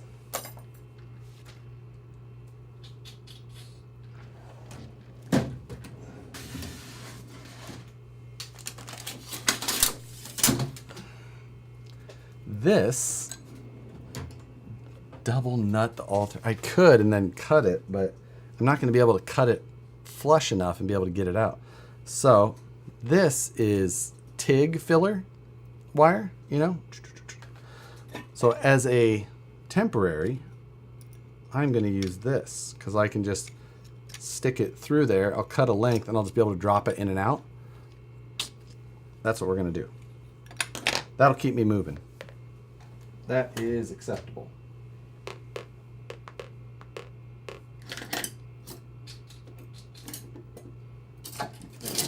Didn't know if I had a set of side cutters in here big enough. All thread and acorn nut. I could again, but the problem is that I wouldn't be able to get it to sink in, and this has to go back across. So that would be a bit of a problem. Where there we go.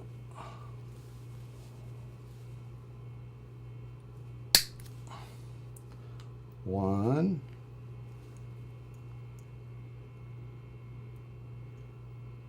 Because I have the right set screws. Just not here. There we go. This is an easy one. Okay. And let me tell you, actually, for mock-up, this is going to be way nicer. So I'll make sure that is on that side. That's correct. To the rear. To the rear. Because for mock-up, I don't have to worry about putting the set screw all the way down through there. Since I know I'm going to be taking these on and off.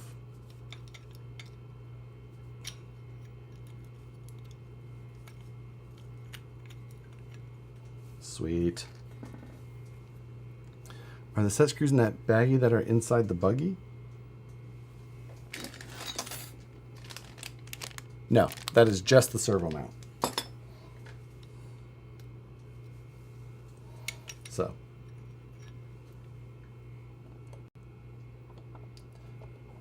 I would imagine that if this was a more normal situation, this would, like, all that stuff would be included. This was a prototype and, you know, dealing with stuff, so I don't blame him for, you know.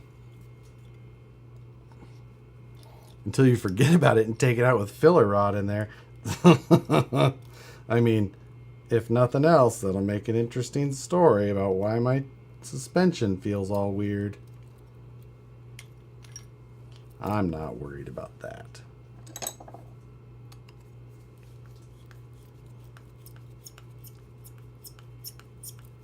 Get you some Nip-X cutters.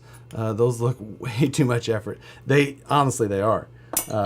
I do love my Nip-X for like my flush cuts. And those are absolutely crappy side cutters. So I should get me some nice Nip-X larger cutters too. I've got those screws if you want to borrow them.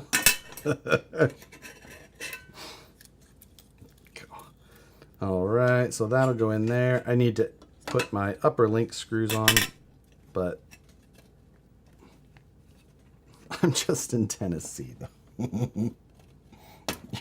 At least you're helpful.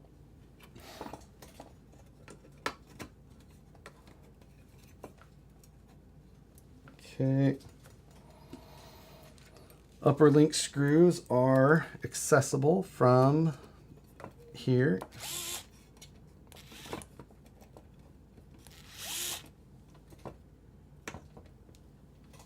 There we go.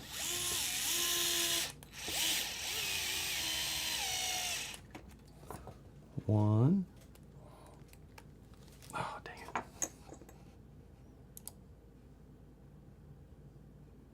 Oh, thank you, Alex. Appreciate it. Who makes that skid plate? The secret looks clean. It's all made by UCFab.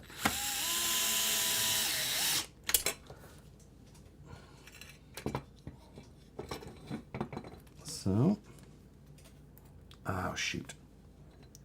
Are all of the link holes filled? Maybe they will be. Let's check. We'll see.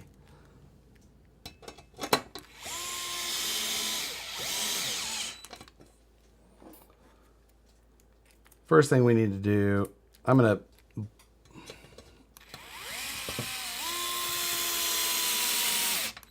there's not a lot of point in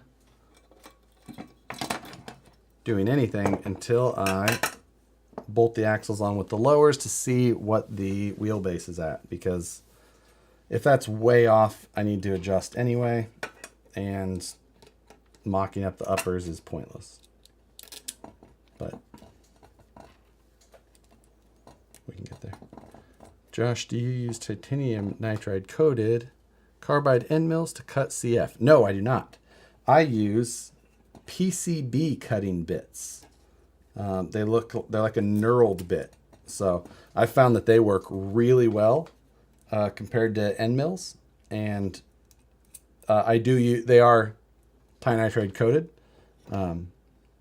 but not end mills. So, but I highly recommend them. I mean, they work well for me.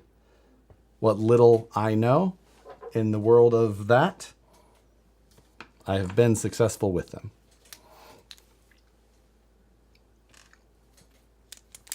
So, all right, throw our lower link on the front, and we'll check wheelbase. I assume that we're going to be way short. PCB, those are for circuit boards? That's correct, yeah, printed circuit board cutting bits.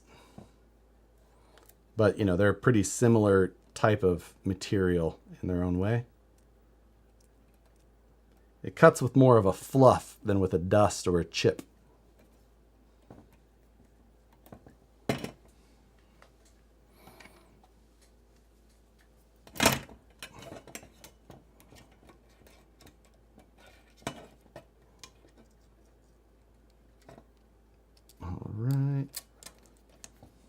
What are your guys' guesses on what my wheelbase is going to be?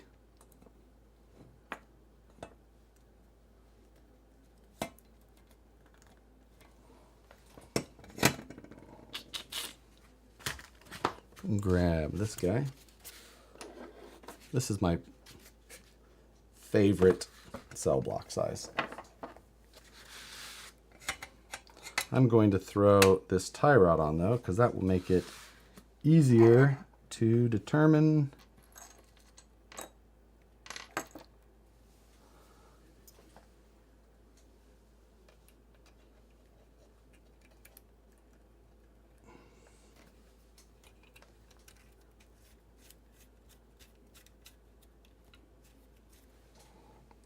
one side.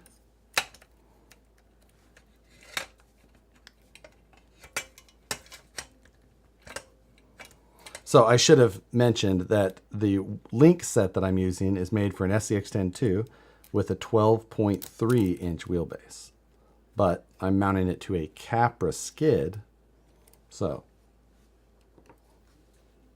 if you've used the Capra skid, that may help you with your guess.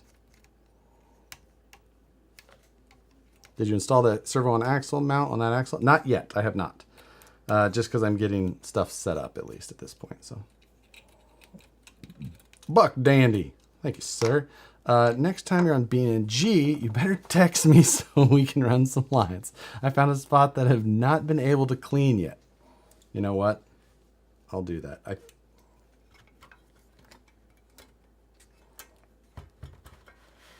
So, my thought is that I am going to be less than 12.3 because, well, actually, there's a decent amount of distance there. I don't know. Let's check. And thank you, Buck Dandy, for your donation. Much appreciated. Buck Dandy for president.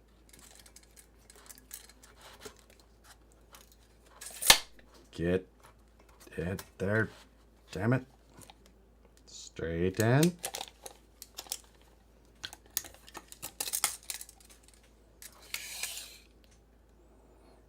Let's see. I think that we're at about 12 1/8.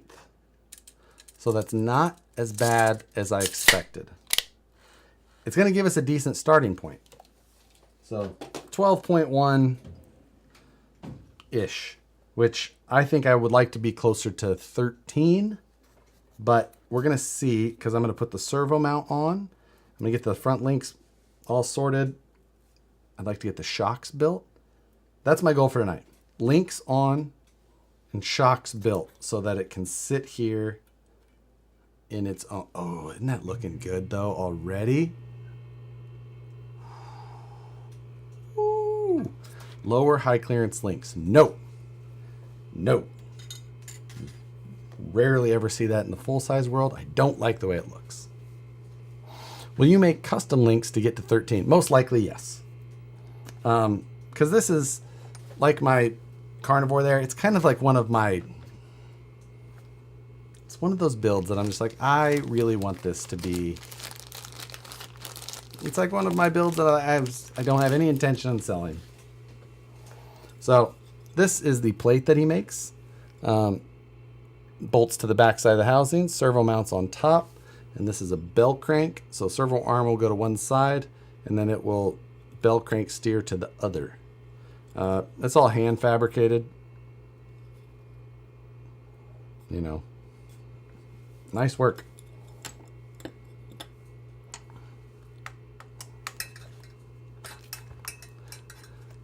Okay, I gotta ask, how much does it run for that cage? I think that this cage, I don't know. They are going to sell these.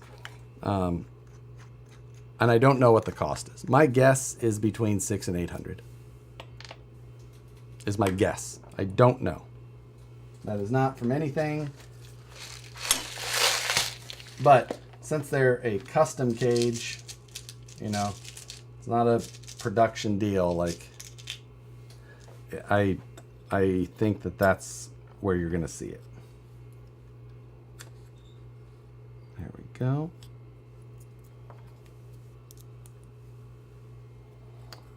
So I'm gonna drop this.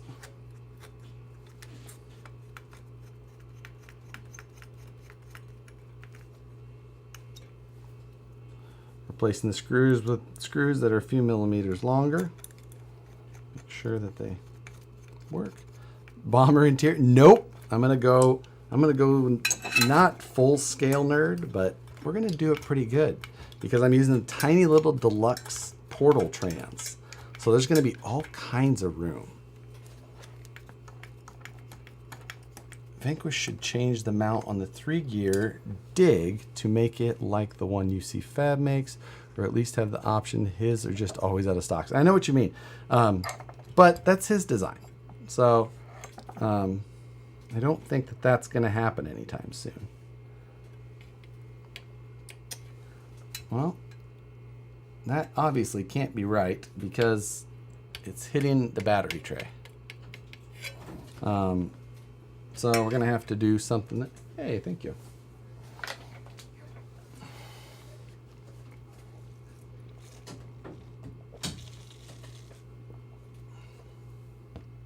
Got a juice.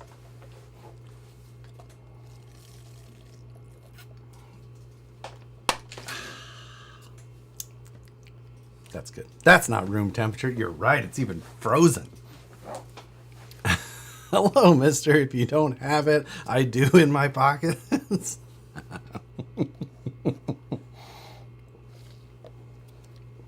It's okay, Josh. We didn't want a smoothie. Jonathan Schultz. Thank you for joining, sir. Okay. So obviously, our front end needs to go out further. That's good to know. So spoiled.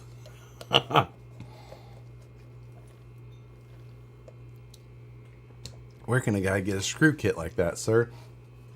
I just bought the Plano box and then I fill it myself. It's not one that you can just buy.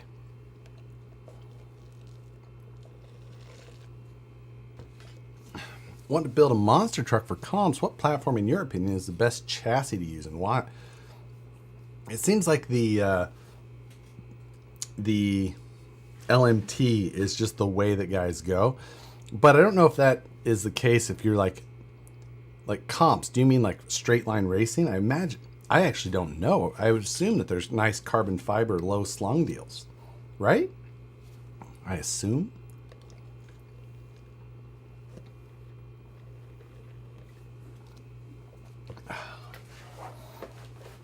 Uncrustables. I'm glad somebody caught that in the Axial Fest video. I freaking love Uncrustables. They're so good. I am a child. Okay. Ooh, those upper links are way too long.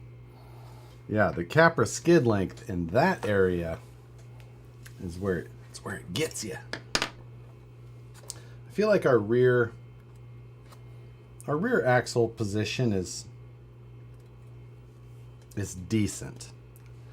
So, are those F10 housings? No, these are the SCX-10-2 portals. So, been around for quite a while. Do you freeze the Uncrustables?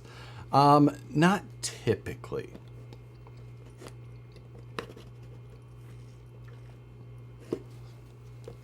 Isn't that always the case with the front ends need to be longer?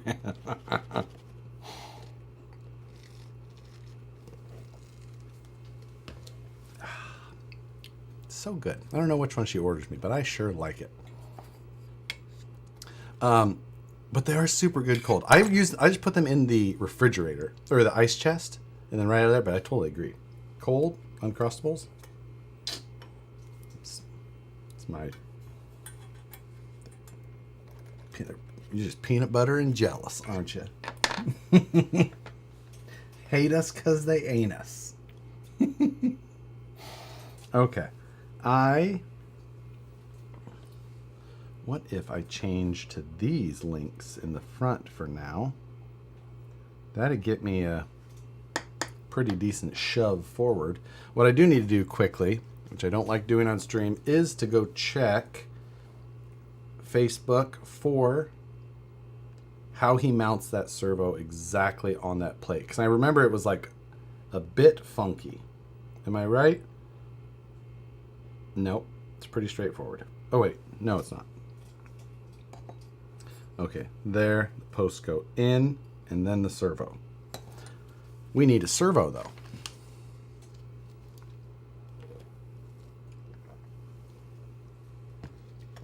What servo do I have? We have to go shopping.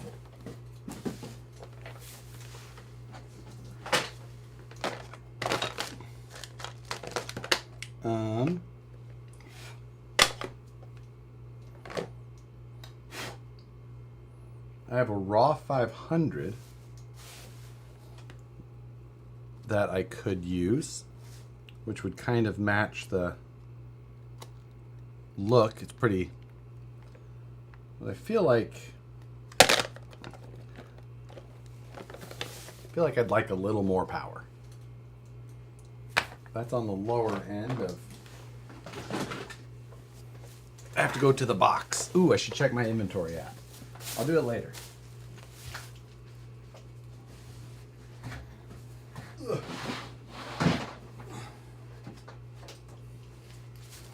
I don't know if I have. What do we got here? I have a Holmes SHV 650, but I haven't tested this.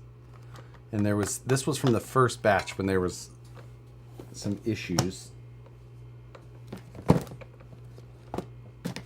Well,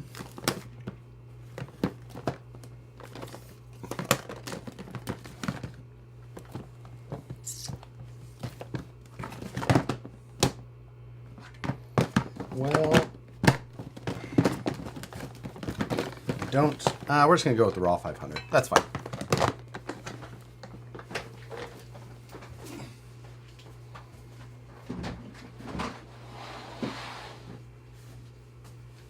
I'm just so picky with servos. Like I like to have a stupid amount of power.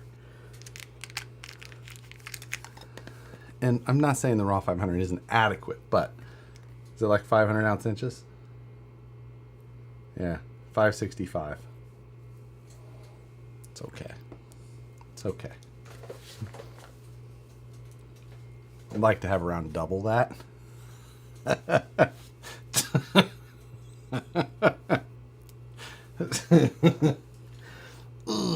sorry. I don't like to. I know. I was just at an RC Monster Truck World Finals in Florida and won 2 of the 3 days with an LMT with shorter shocks and a diff fluid change. John, you don't count though, because you're somewhat ridiculous.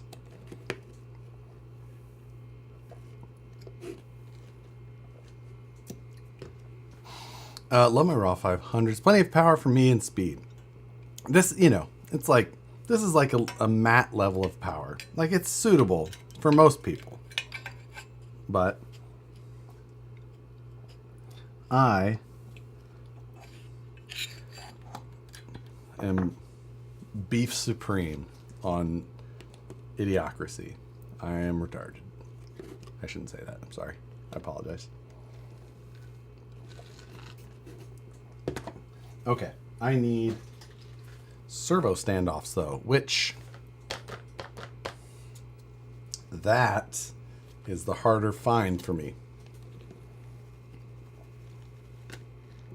I don't use those on anything anymore.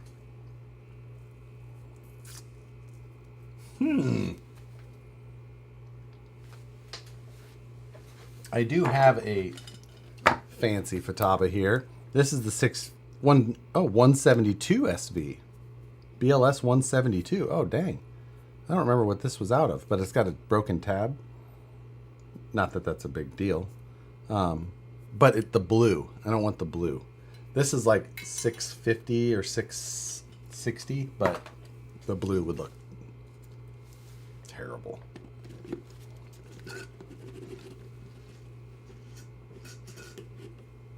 Seriously though, servo posts.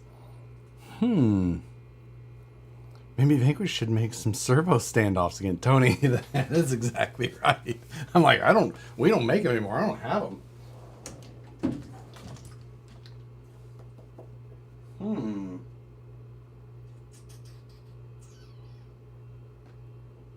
Okay.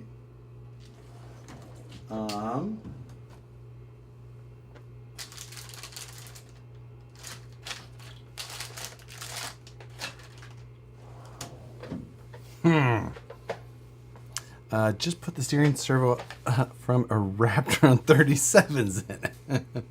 Standoffs in one of your unbuilt Tamiya kits. Do I have any unbuilt Tamiya kits? No to high clearance links. Surprising coming from you. From Matt? Yeah, I don't like the way they look on a scale truck. We're only doing mock-up, mister. That will never work.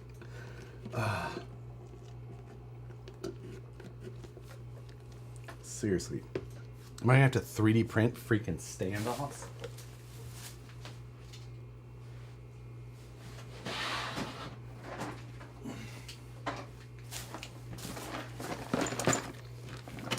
We gotta go do some parts digging.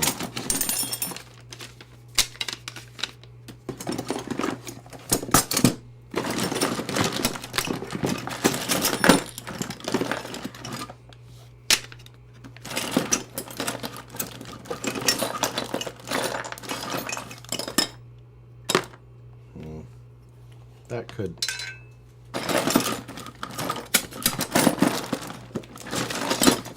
I know that this is not entertaining. Enough to build 12 trucks, no servo standoffs. That's exactly true.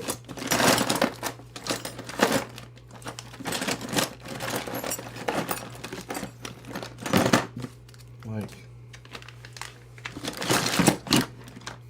I don't even know how many trucks I could steal them off of.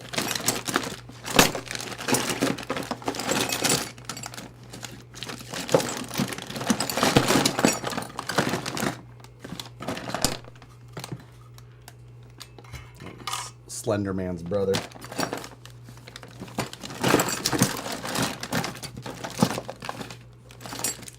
Now some gold-plated twin hammers trailing arms.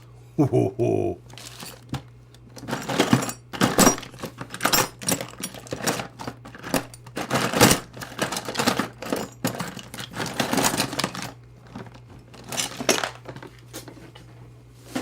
Check the parts app. All right, we're gonna check it. Let's see. Like,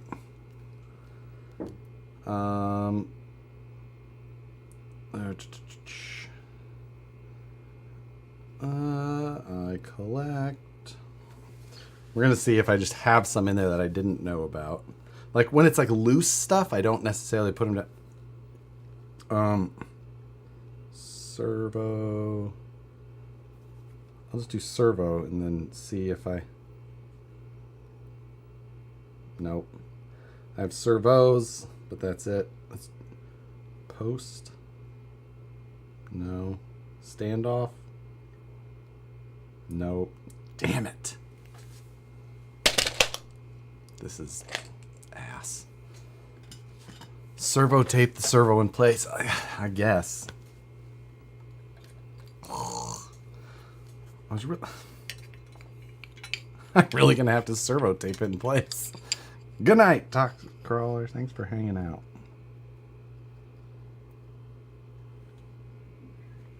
All right, we're literally gonna servo tape. You were right. The DB10 you guys have from Long John has standoffs. Ooh, that's not in this room. That is in the other. Damn it. That would be. Is there anything else? Cut them off as spare servo on axle mount. That is why I did grab this, which is a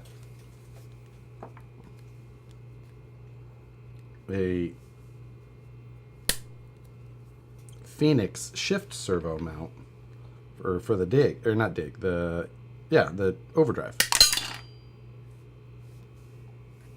That worked. That's the side I needed.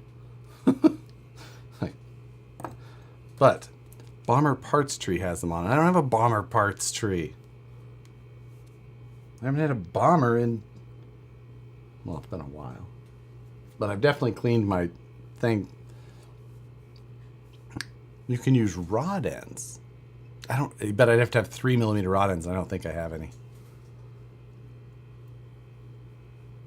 So this thing would actually work. I just have to drill and tap in the bottom there. But honestly, I think Phoenix's suggestion of a bit of servo tape is going to win for tonight.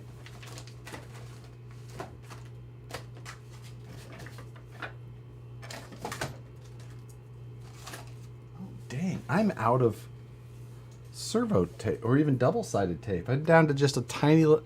Remember when I had like the great big roll? It's gone. Unless I just didn't put it away, but I remember it was getting low.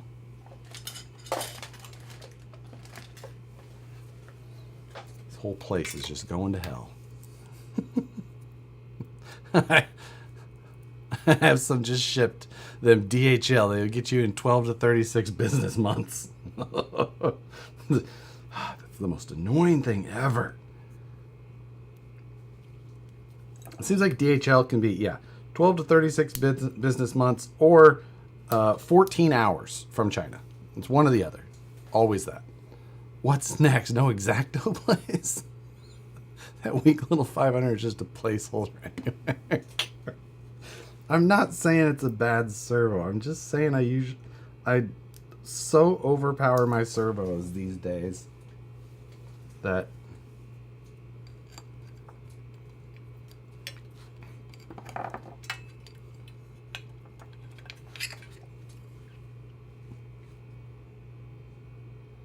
center it. It's about there. Close enough.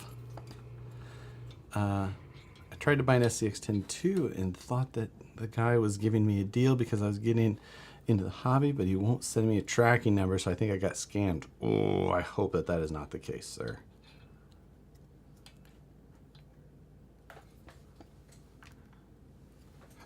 Okay. I don't know what this smoothie is Nicole gets me, but it's got like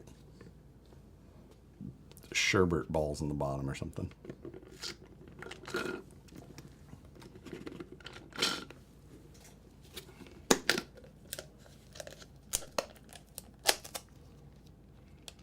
Oh, I think they're like pieces of mango. I'm not sure.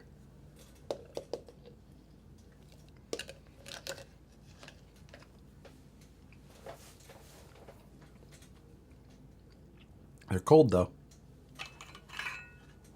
All right, I'm taking Slender Man out. Not so Slender Man. It's like pudgy Slender Man. Is that a crack smoothie? I don't know. You guys got any crack?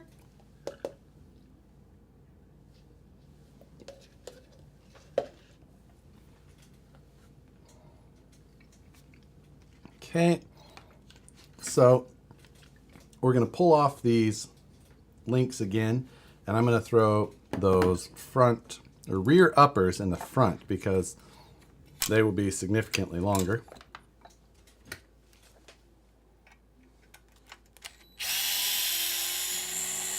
We do have to remove the whole skid plate to do this because of the way it all goes in there.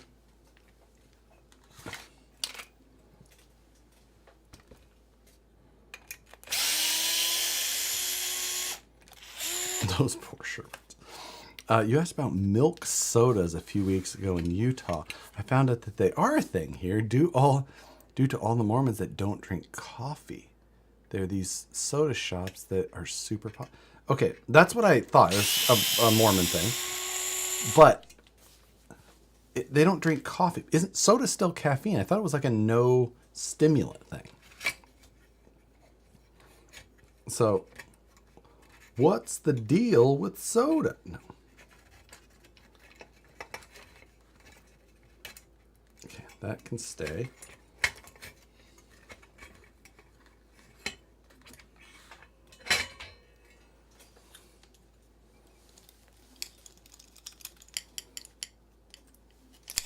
See how convenient that was to just remove the links? It's not caffeine. It's specifically coffee or tea. I didn't know that. See, I learned something. That's crazy. Yeah, caffeine is okay. Huh. Fabrettes chugs Mountain Dew all day.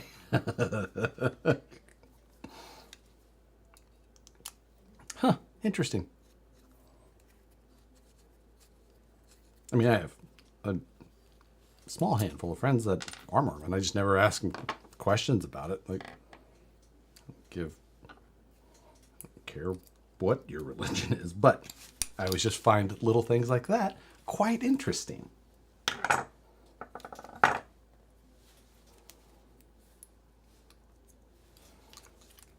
Something else we don't specifically talk about on here, so I'm not trying to get into any of that conversation. I just found the milk soda thing very weird. Even decaf coffee is not allowed.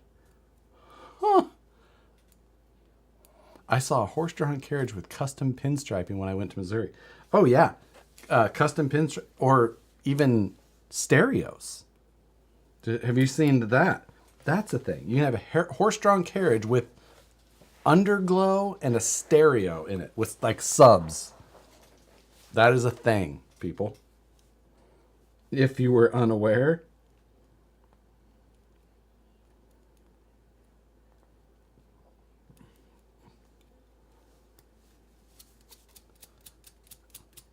I didn't see that. I had to watch a docuseries on the Amish for a school project. Talk about a wild... It can be pretty interesting. I thought the pinstriping was hilarious enough. You hang around long enough, you'll find all kinds of weird. Them Amish be blinging.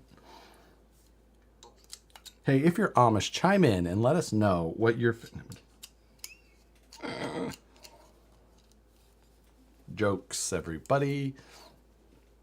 On a 24-inch spinner. Probably like a 54-inch spinner, right? Yeah, come to Northern Ohio, you will see some crazy stuff. Where's all the Amish furniture stuff made? Donk, horse, and carriage.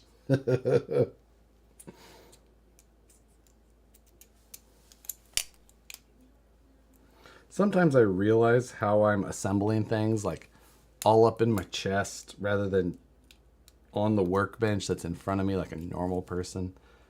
Just, you ever find yourself doing that? Like you have a work area, Intercourse, Pennsylvania. Yeah. Pella, Iowa. I've been to Pella, Iowa. That's where the windows are made. God damn it. I just put the other link back on rather than putting the new one on. What the hell is wrong with me?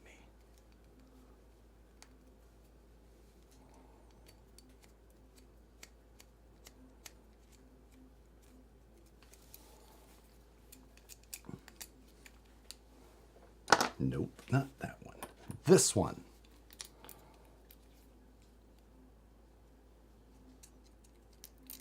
Okay.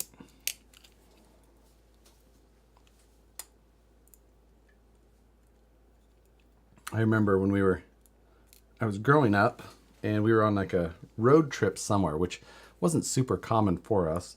We kind of traveled to the same places normally. So like these crazy road trips were not super, but I remember going through like Amish country specifically where they had, and it was east of St. Louis somewhere, a number of hours, because we were from Nebraska up in the Omaha area, and St. Louis was a long jaunt. That was 7 hours away just to get to St. Louis, and then it was like a couple of day long trip.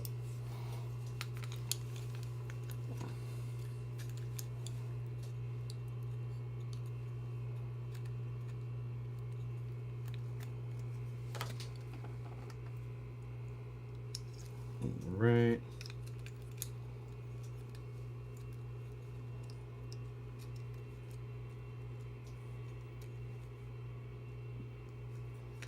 There we go. Toadsuck Park, Arkansas. Is that a thing? I feel like you're just trying to get me to say things.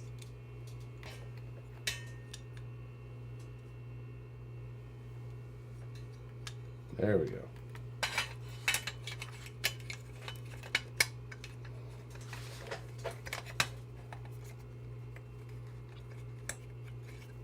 So where are you off to next, Josh? Let's see. What is it? It's August. So the next big one will be Vegas for NERSA, which I think I'll see your dad at. He was there last year, so I assume he'll be there this year. I don't think that there's any big events in August that I'll be at. Mainly because they're too freaking hot. So where is BeamMG where you're doing the four-wheel steer truck with the gates? That is in Utah, Buck Dandy. And it's not far from the airstrip.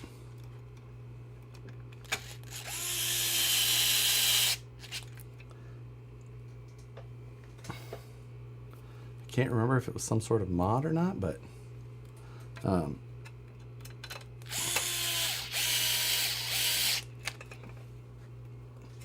don't remember it being a mod that I installed. I mean, I know the four-wheel steer one is. Was it in campaign mode? Nope, just free whatever. Because all I do is free roam.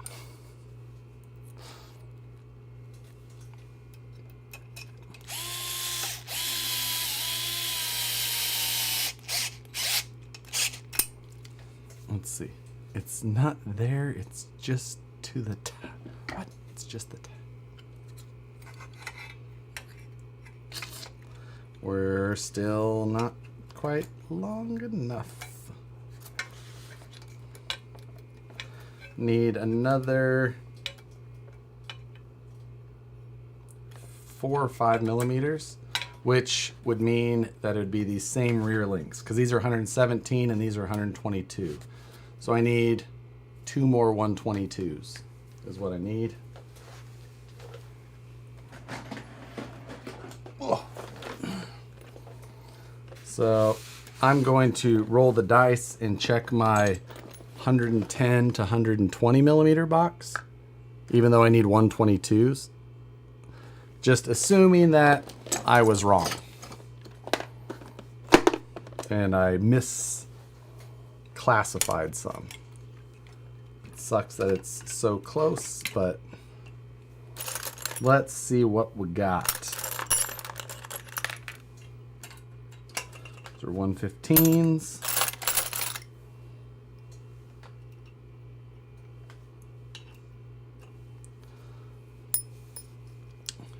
Need shorter front links. Nope, I need longer front links. So my servo will clear. Need to just...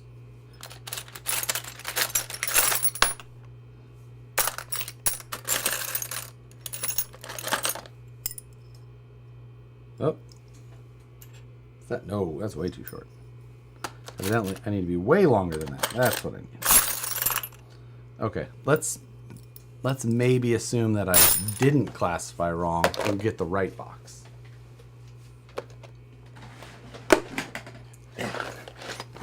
So this is my longer than 120 link box.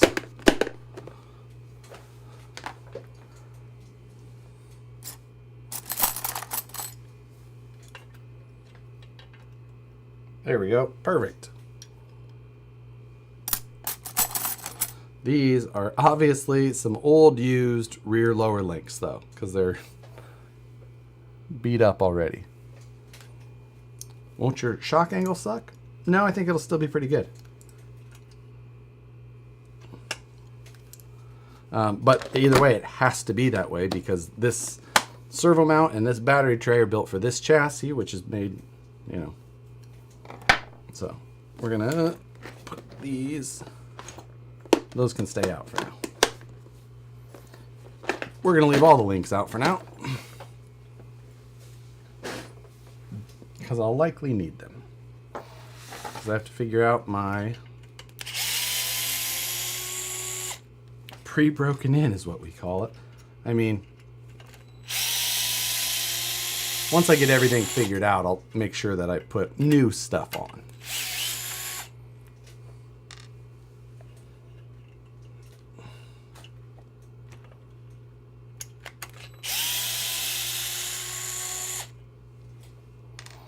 I like those containers. I do too. They're handy with all that.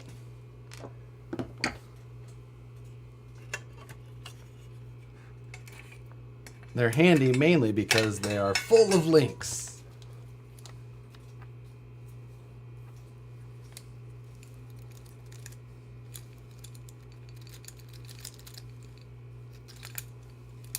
Okay. Now we need to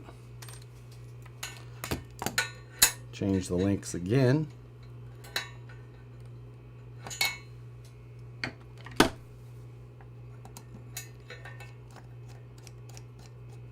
I don't believe that. You're full of links. You can't handle the links. Okay. Now, let's see. We went from like what, 107 to 122. So we should be approaching that 13-inch wheelbase range that I was looking for. And we'll go with longer rear links as needed to get where we need. We're only going to make the front as long as necessary to clear the servo with the battery tray.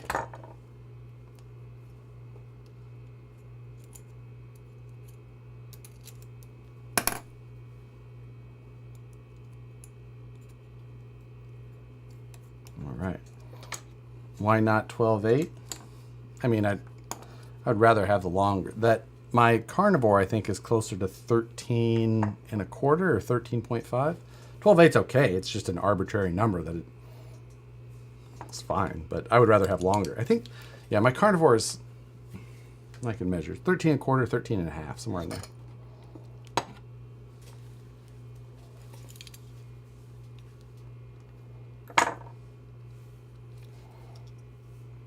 Long wheelbase and 1.9s, I do enjoy quite a bit. 12/8's fine, but you know, for like just out of the box cars, nothing wrong with it. I like the trend for some longer wheelbase options, but lower links determine wheelbase, upper links determine pinion angle. Correct. I mean, of course, it's a bit of everything, but yes, that's how I set mine up. I determine the wheelbase with the lowers first, and then go from there.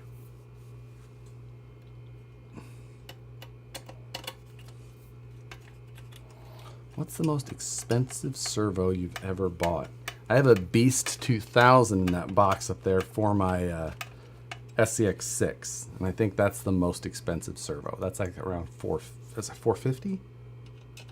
I still haven't installed it.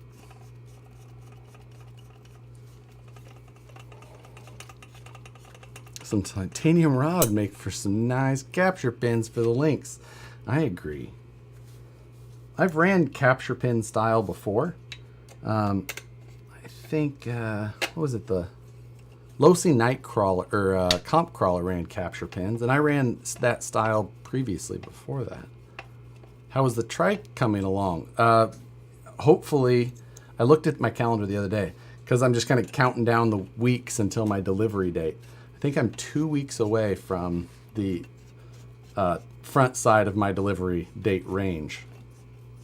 So I imagine in anywhere between 2 to 4 weeks, I should have the chassis here.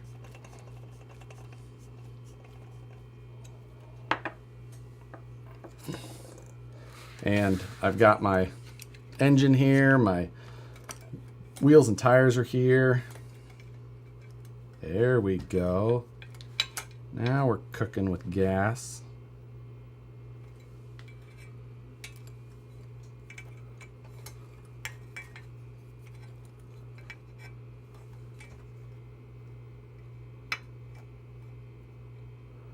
think we're going to have enough caster. We're just barely clearing. But I think we're in good enough shape. Let's determine some upper links.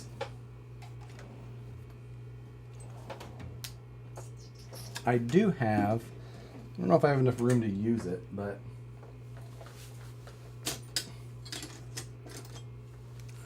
I've got one of these guys. It's a sliding link, and you can put in place and adjust and then fix the length of it.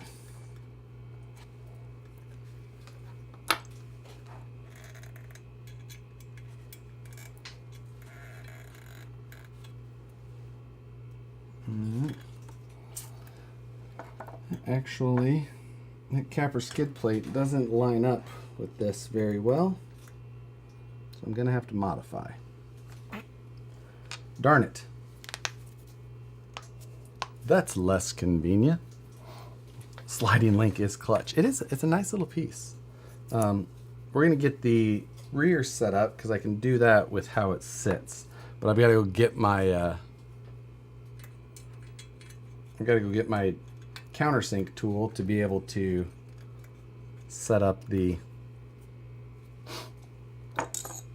front properly.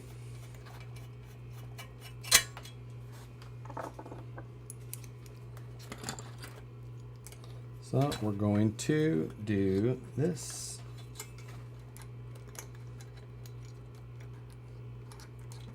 Gonna set it up in the rear axle first because that slides.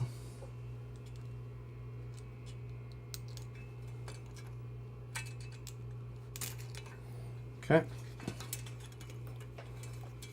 Now, I do have multiples of these things somewhere as far as these sliding links, but I don't know where they all went, and I can get close enough with one side, trying to confirm that I'm centered, and then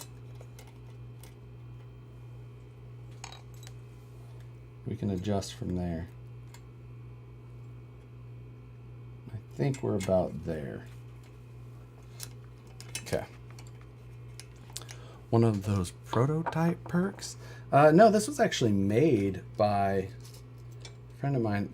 Howard used to make them and sell them. What do you call it? He used to call them a master link. And then I've got my link measuring device. So drop it on one side, drop it on the other. And that is 113 millimeters eye to eye. So mine is 15. I need a 98 millimeter link. That should be what I need for real close.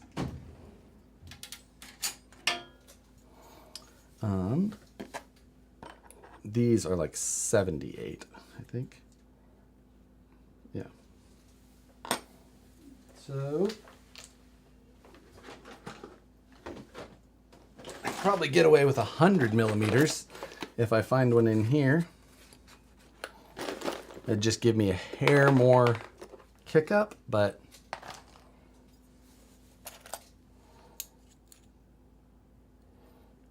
that's 105, so looking for about 5 millimeters less.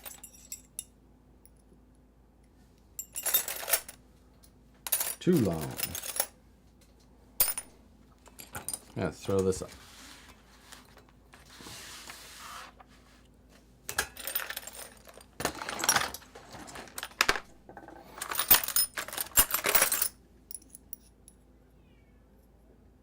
That's only a couple millimeters less.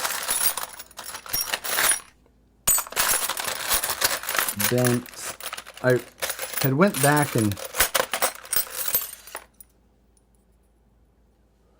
reorganized these. Damn it. I don't know why I keep going to the one that's slightly outside of the range.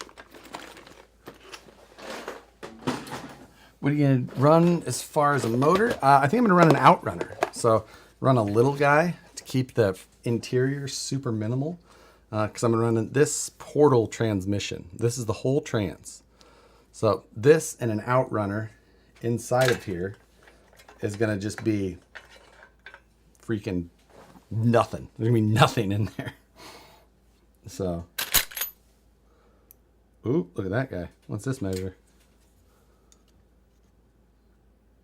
98 millimeters. That's fine.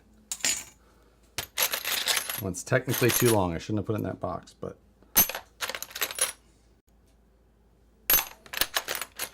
I need another link exactly like this one.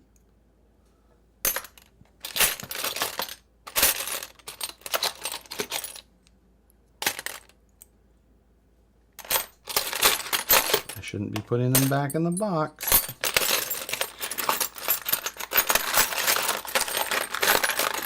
PGH? No, that's actually a deluxe trans. I bought a couple of months back and just never used it. I was like, I don't know what I'm going to use it for, but one day, and then the day came.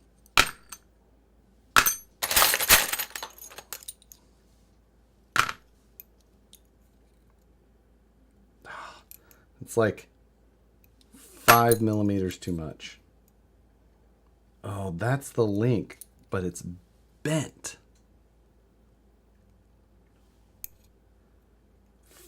Frick.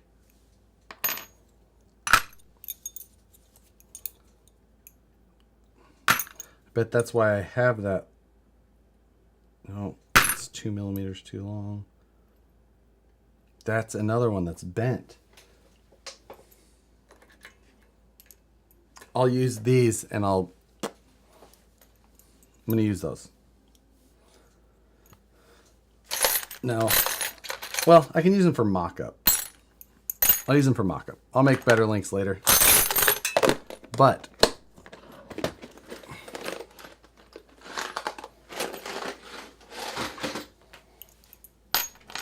links. I'll steal the rod ends off of the other ones. Honey, bring the link straightener.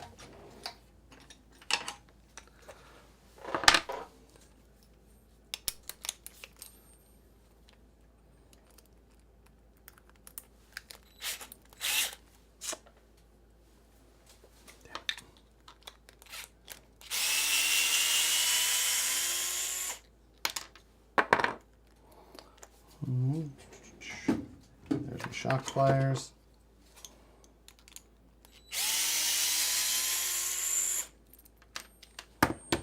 Go. One down. G. Warner, thank you, sir. Loving the Friday Night Live, Josh. Keep it up. Thanks for watching. Appreciate it. Appreciate the donation.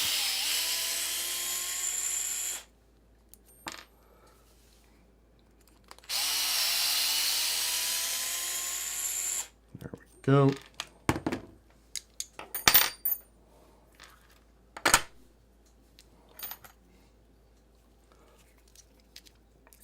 Okay, so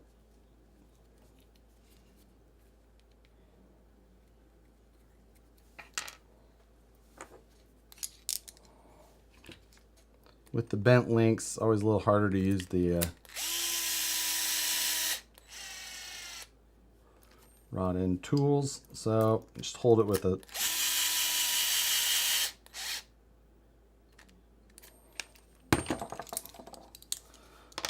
I should have probably checked that these are going to work all right, but we got to be close. We got to be getting close. At least then we'll have the rear sorted. We can move to the front.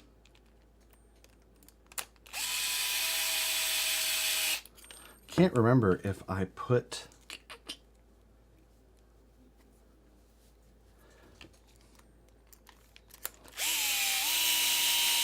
one of my countersink bits in my backpack or not for carbon, because I need to get this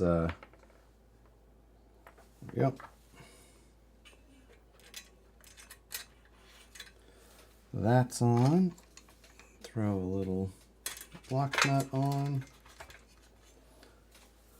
I actually need the long needle nose. Can't wait to see the shocks on it. I know what you mean. I haven't had this truck for so long.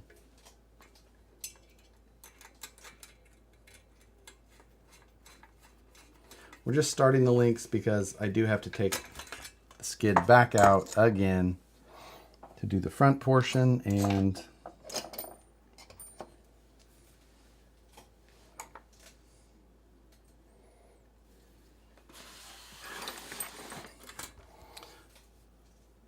let's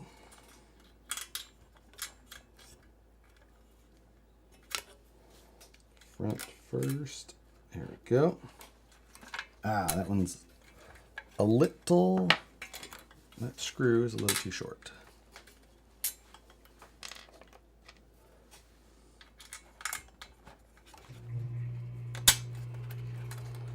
There we go. On there. In and out double double sounds good. Oh, in and out does sound good. So, Josh, what's the pinion angle? What should the pinion angle be on a rock crawler pointed at the tranny, straight down, straight up? I usually go, or kind of aim for just a couple of degrees up. You know, like on a full-size car, you need to, you know, match the angle of the output of the transmission so that you don't get driveline harmonics. While we're not as picky, we can be a little bit more loose with it, but I like to just point it up a couple of degrees, generally. If not, you know, if I can get it flat, that's fine. But that's kind of where I aim.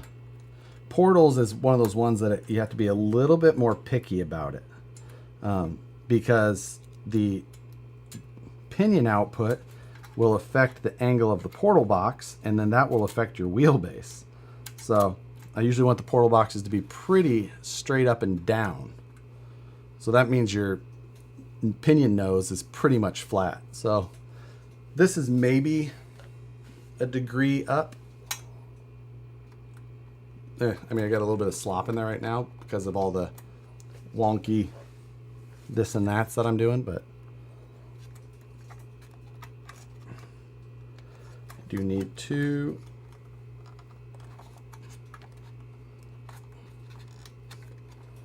make sure that I actually may have to go to a more bent upper link to clear the motor all the time, but we'll see. We'll see what the ride height and everything looks like. My shock angles are actually really good in the back. I could definitely go more rearward.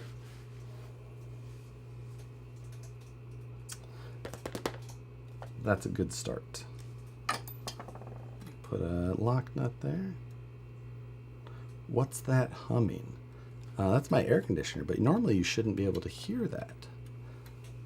The RTX usually knocks that out. Is it bad tonight? Microphone. Noise removal is up pretty decent.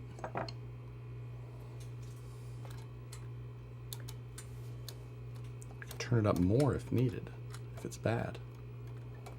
What event are you building this for? No event, just cause it's been around so long and I wanted to get it done. Really, it's just because, you know, SCX-10.2 portal stuff back in production, so finally able to snag some drivetrain stuff for it. So about like that.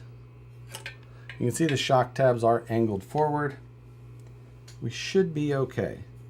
I can't go any further back than this. This is like at the limit of how far back I can go. This is absolutely as close as it is going to clear. So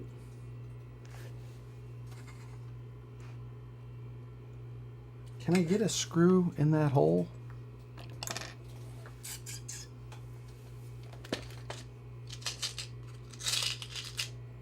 I hear no humming, but I also have a fan blowing and the 3D printer running. Well, that's fine. I expect that you all have other things happening.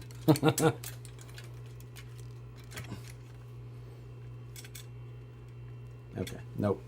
It doesn't fit. That's fine. Humming, Josh's gears grinding in his noggin. Noggin's a funny word. All right, I'll be right back. I'm going to grab my backpack and see if I've got the bit to countersink those hooks.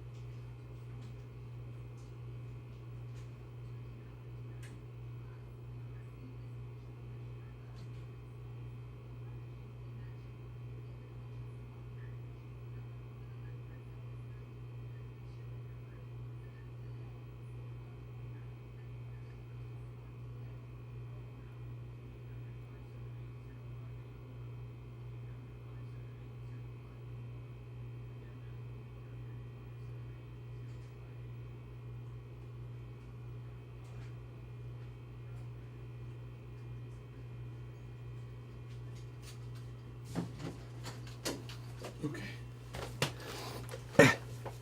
Well, this is awkward. Yes, thank you. I'm sorry, but I want to make progress, and it's all going so well that I just had to go get it. All right. So, loaded there. Let's determine the length before we get all wild and crazy.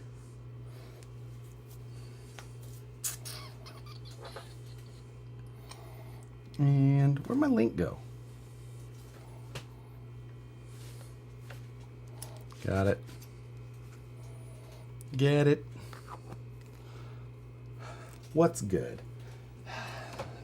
That's a tough question. I feel like things are going good, but you never know. Go sideways at any moment. Could impale myself once again. Well, technically, we have the same upper and lower links.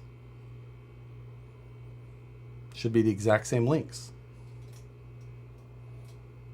So, or even a hair shorter to give me a little bit more caster. So this should be simple. I should need 98mm upper links.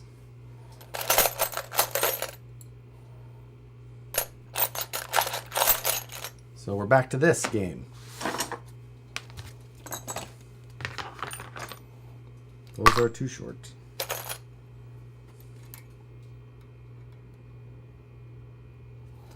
So that one's bent and painted. I can't allow that.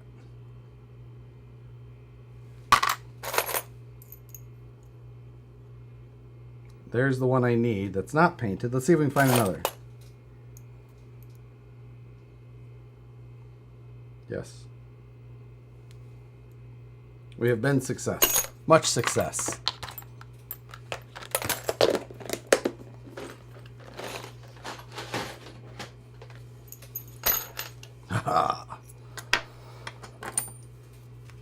Let's see.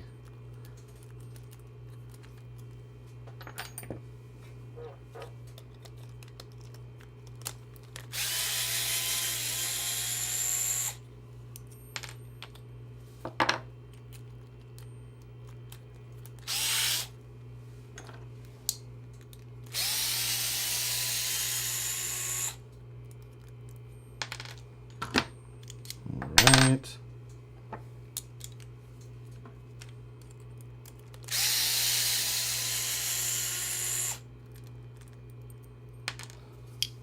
Last one. Then we have to put shocks on this thing. Hey, what tool is that? Son of a... Oh, wait, I need it. You made me put it... Made me prematurely put my tool away.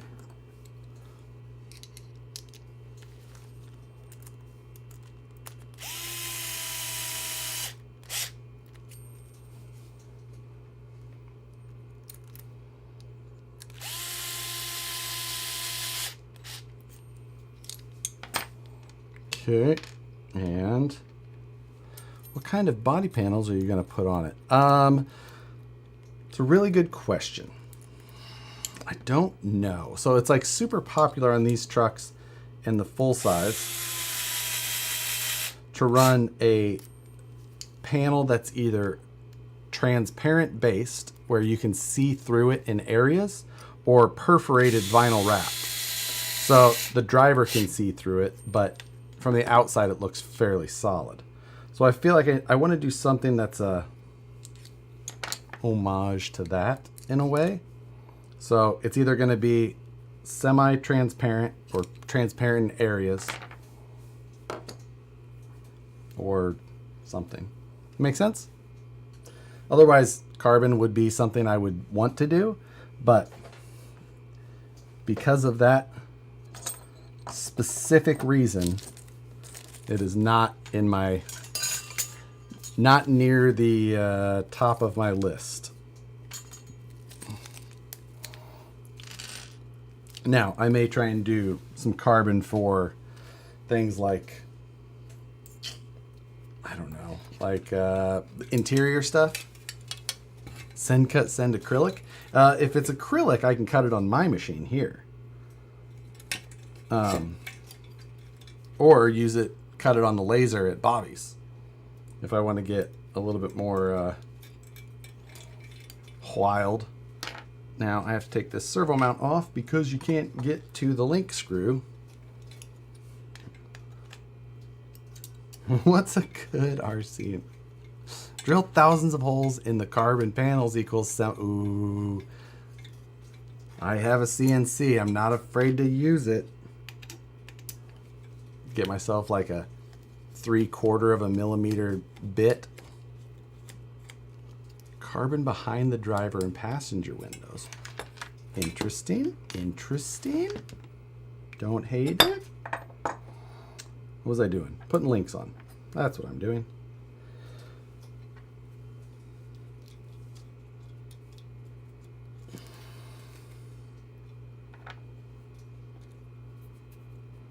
There's these. Okay. So I'm not tightening these links and all that down all that much yet, because I assume that things are going to have to come apart.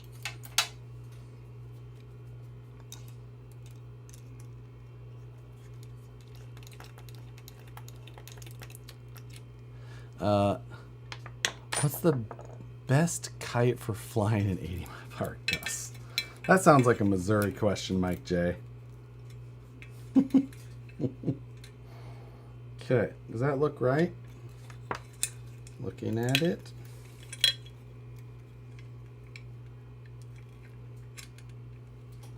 Yes. Yes, it does. Yes.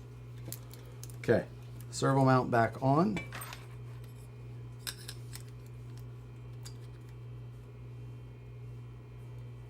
And where does everyone stand on painted panel lines? I feel like on a weather, but I feel like the painted panel lines look they look so fake. Links below the servo.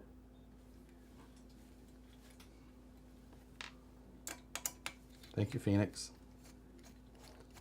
Thank you, Phoenix. Quick on the fingers tonight. Should have let me do it. Should have let me do it and let everyone have a good old laugh at me and my stupid mistakes. Are those them fancy diffs that you just spent to it? They are the only option for nice diffs, even though we all call them axles. There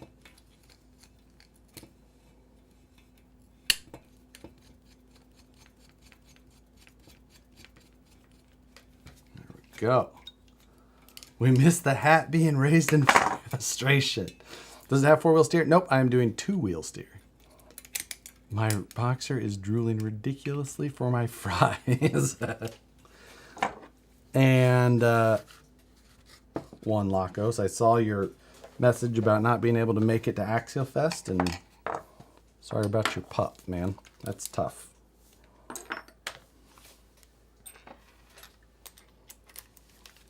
So we do have to pull this.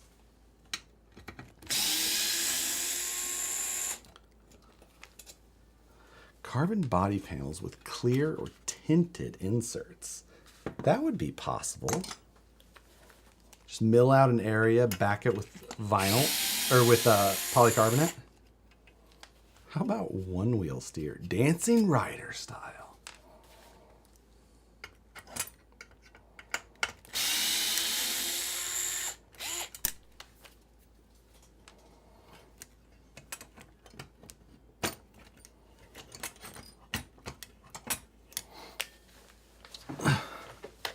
Let's see. Think cutting brakes will ever make it to RC?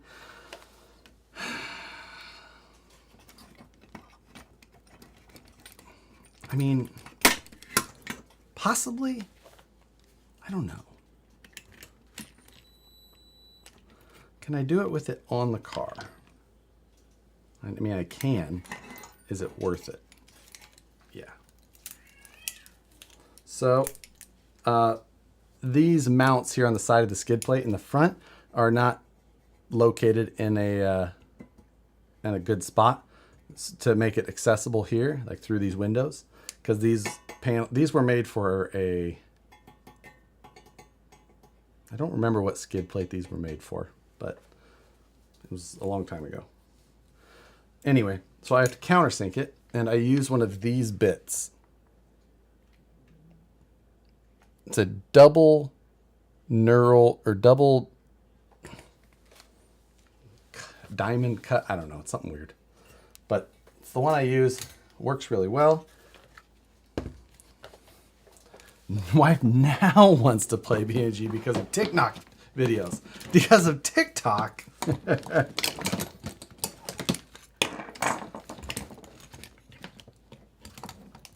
Okay. Let's get this all up out of the way.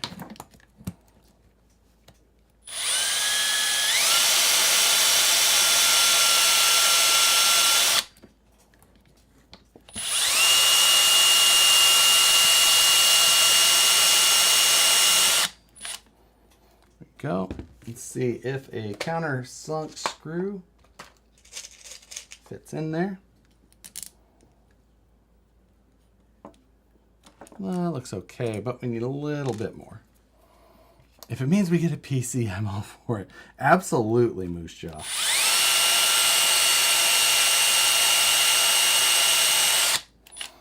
TikTok does have some decent, like, crash compilation BeamNG videos.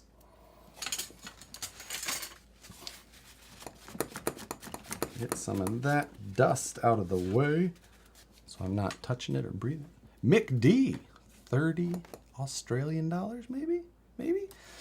Thanks for the inspiration, entertainment, and information you bring to us. Really appreciate it. Thanks for watching, and thanks for your donation as well.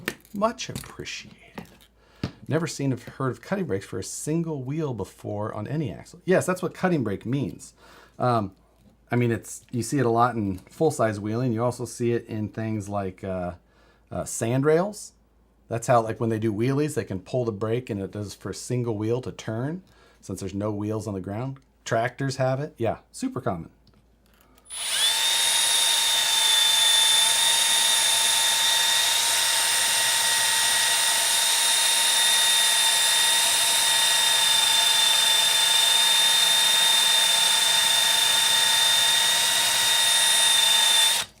This battery is toast.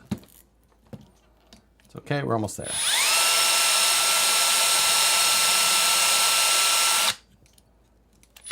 we're there. I'm pretty sure of it. Jeremiah as well. Thank you, sir.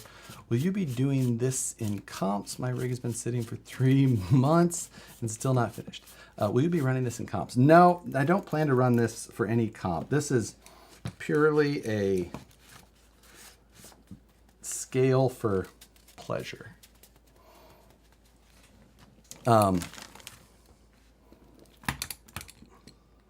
That's really my entire point for this one. I mean,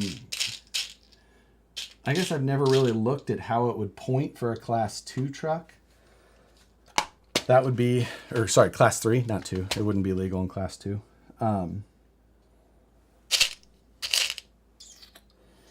Do I have any of the proper length? Man, I don't. I only have way too long. Ugh. Hate using links that are that way too long, but it's temporary. It's temporary. We'll get back to it. We'll fix it. This truck will be done right eventually. I'm going to have this truck apart and back together so many times anyway that it's fine. Okay. Are you using the M12 4.0 packs in your drill? That is a, yeah, that's a 4.0.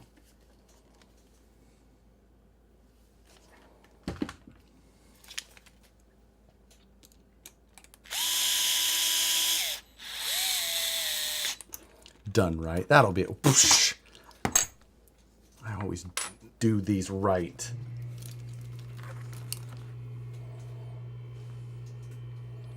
Not done unless it's overdone.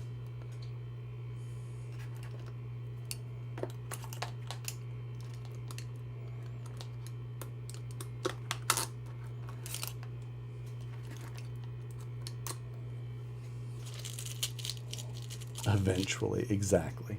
Exactly. Anything good at removing super glue? Debonder? Don't they make like actual super glue debonder?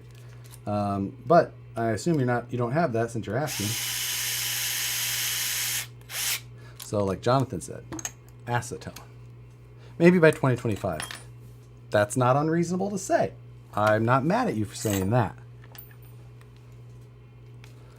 I should have just made all of these countersunk, but that's okay. Neosporin? What? Neosporin can't remove super glue, can it? You'd be onto something there.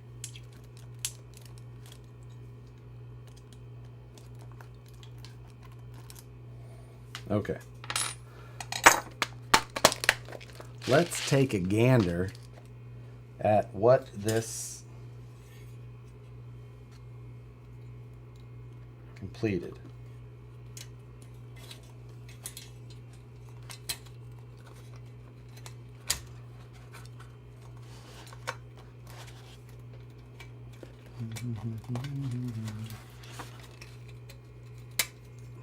Okay. Get my finger out of there from being smashed. Drop her down.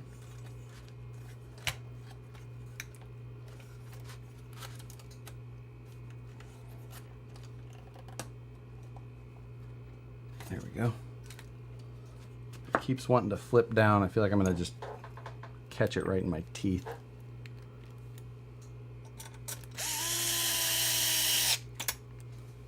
There we go. Done right adjacent. Done right-ish. Okay.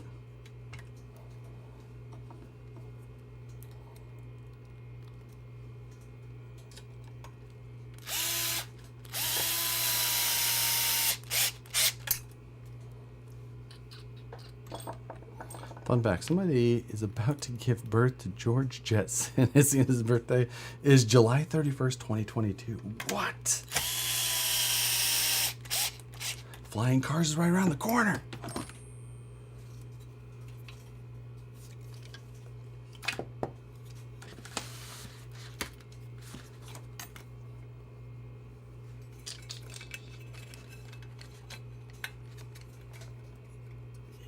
Yes. Yes. Okay. Let's put some shocks together and see where what we're looking at here for adjustments that need to be made. Like if I need to make links that go around this motor more. Or before that even, I think I see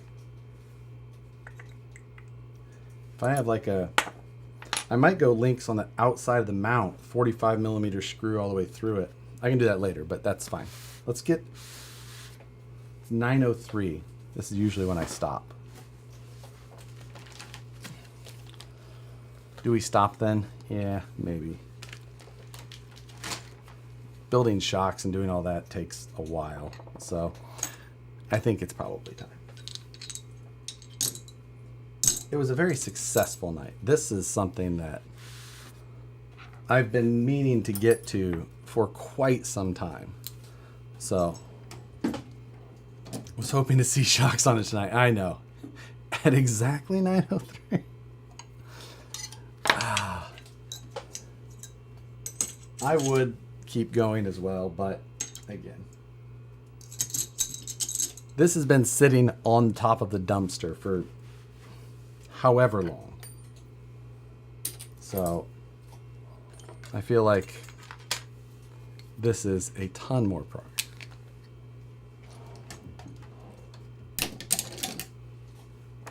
Get this dropped in there. I got to make an adapter plate for that so we can bolt that in. I should just throw a quick screw in that so that it doesn't fall out. Do I have one handy that's not?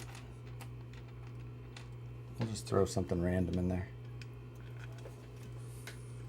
Yes. Of course, I put that away already.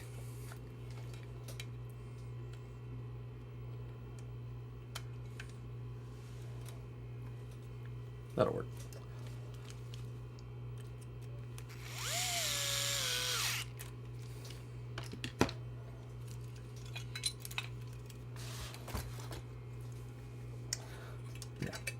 We're going to have room to slide everything around more. I'm going to get that transmission slammed way to that side. This thing's going to be good. Sleep. Something I'm working on. I'm not going to sleep. I'm going to... Is that a scale engine on the rear of the cage? Yes, it is a scale Ecotech with a turbo, because that is what this would actually have. I don't know who made it. Why don't you love us? I know. Race shocks, what size do you recommend? The 4-inch shocks, the ones that I used to use were from the rear of a Traxxas Slash. So, that's what I used to use on my Wraiths.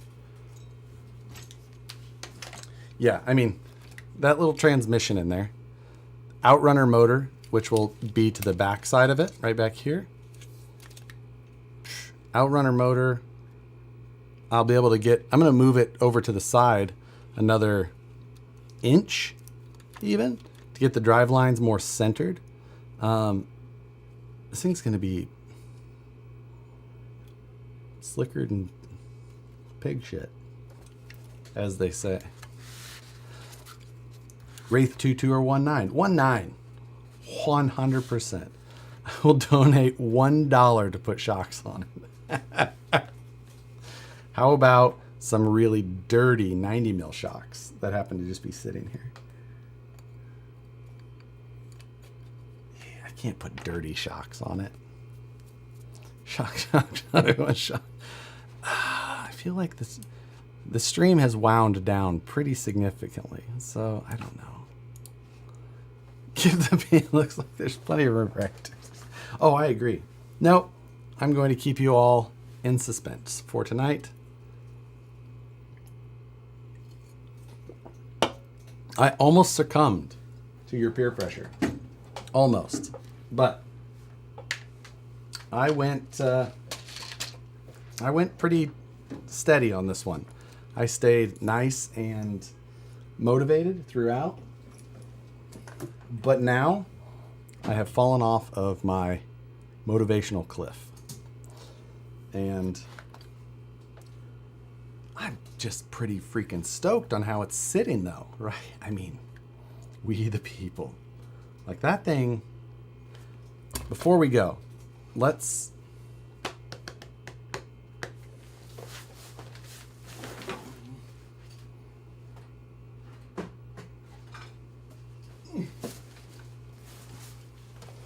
I'm going to steal the wheels off of my Woods Runner.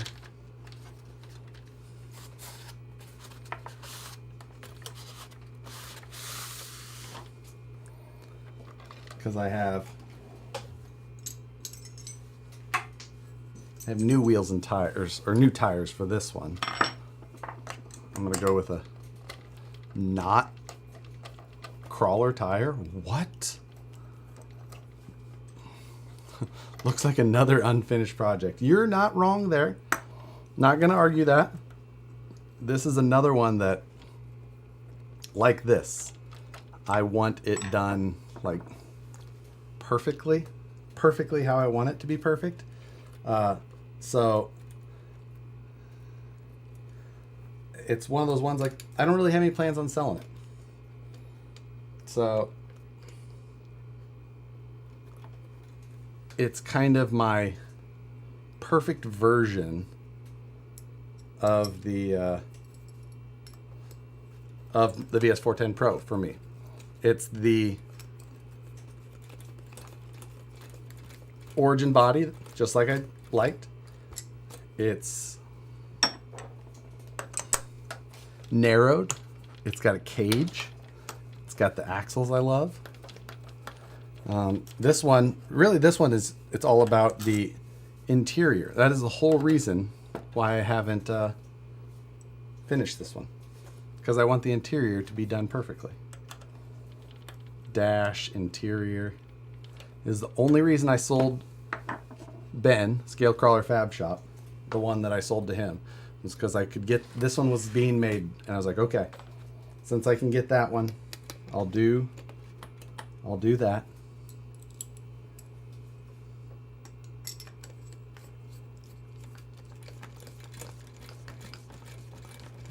Send it to Matt. No, you see, there's fabrication involved. I'm kidding.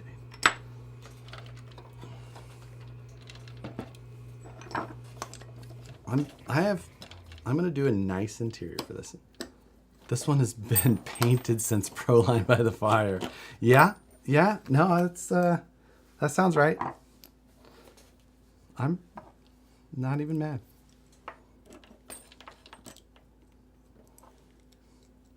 The Woods Runner will never have wheels on it again. Nope. It will. It will. It will.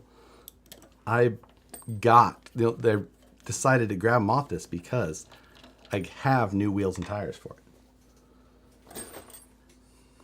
Like they came today. So I was just like, ooh, swapping it.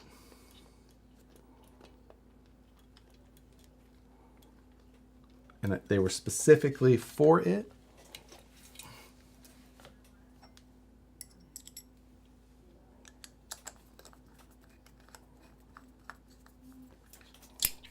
I'm shocked at the lack of shocks. What's a cage like that cost?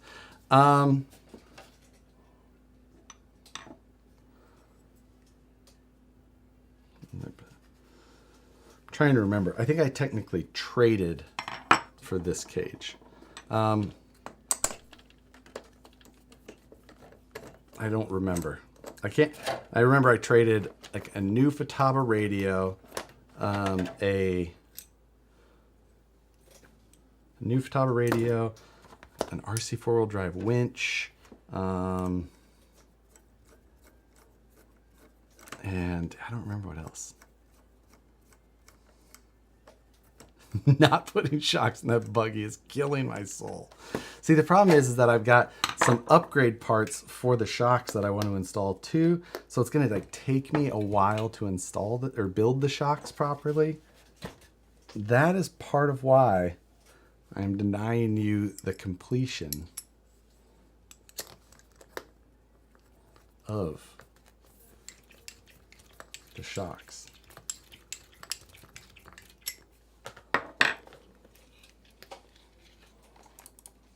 Let's see. Ooh, it looks mean. It looks mean sitting on wheels and tires.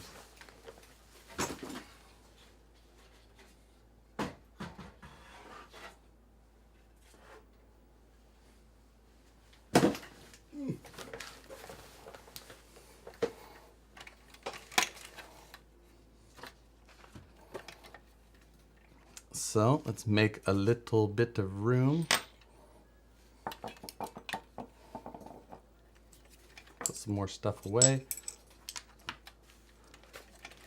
What the hell are you stepping over? Don't worry about it, Moose Jaw. Cars. Lots of cars, and I don't want to talk about it.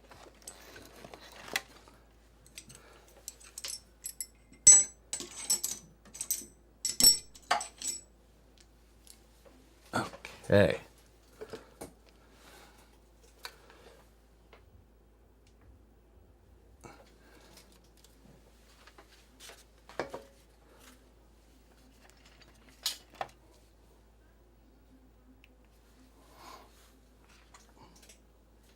Yeah.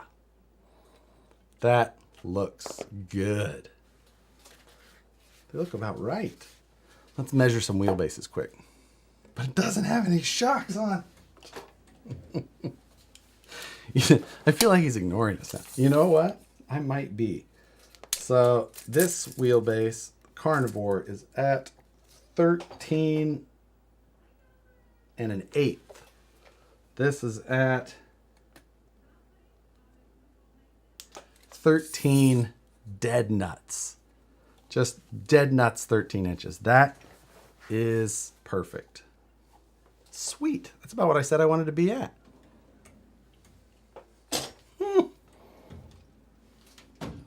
I'll allow it. He typically ignores me. So it'll sit about there, I think. Once I put shocks on, I'll know better where it sits. But so it can't go up too far because it hits that servo link. It hits that. There's not a ton of that. It gets plenty of flex, but it doesn't have a ton of like up or down travel. I'm hitting a servo wire right now, but yes. Looking good. Rear's hitting the motor on the driver's side, but I'm going to put the link on the to the outside of the mounts with those links back there. It should kind of cock around it sideways just fine, and we're going to be in good shape. So steering will be good. Get body panels, will start closing things up. That raw 500 is actually, that silver is pretty good. What motor am I going to run? I picked up some different which one's this? This is a 1400 kV Holmes revolver. I feel like I could get one of the stubby revolvers and be better off, but I think I'm going to run this guy.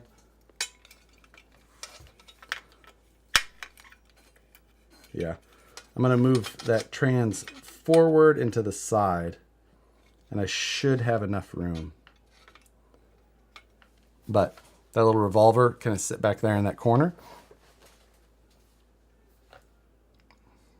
That teeny tiny ESC. I also have one of the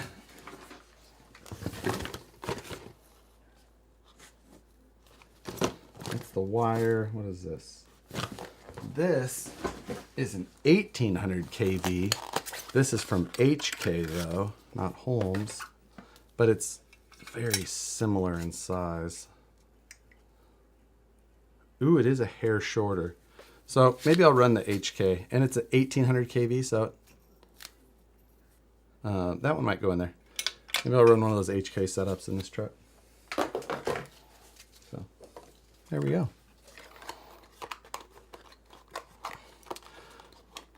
that is the plan. All right. Sounds good. I think I'm done for the evening. Hope you guys have a good weekend. I don't know anything else. That's really it. It's past 9:03. It's 9:18, I know. All right. We're done. I'm going to sit around. I might fire up a video game. You never know.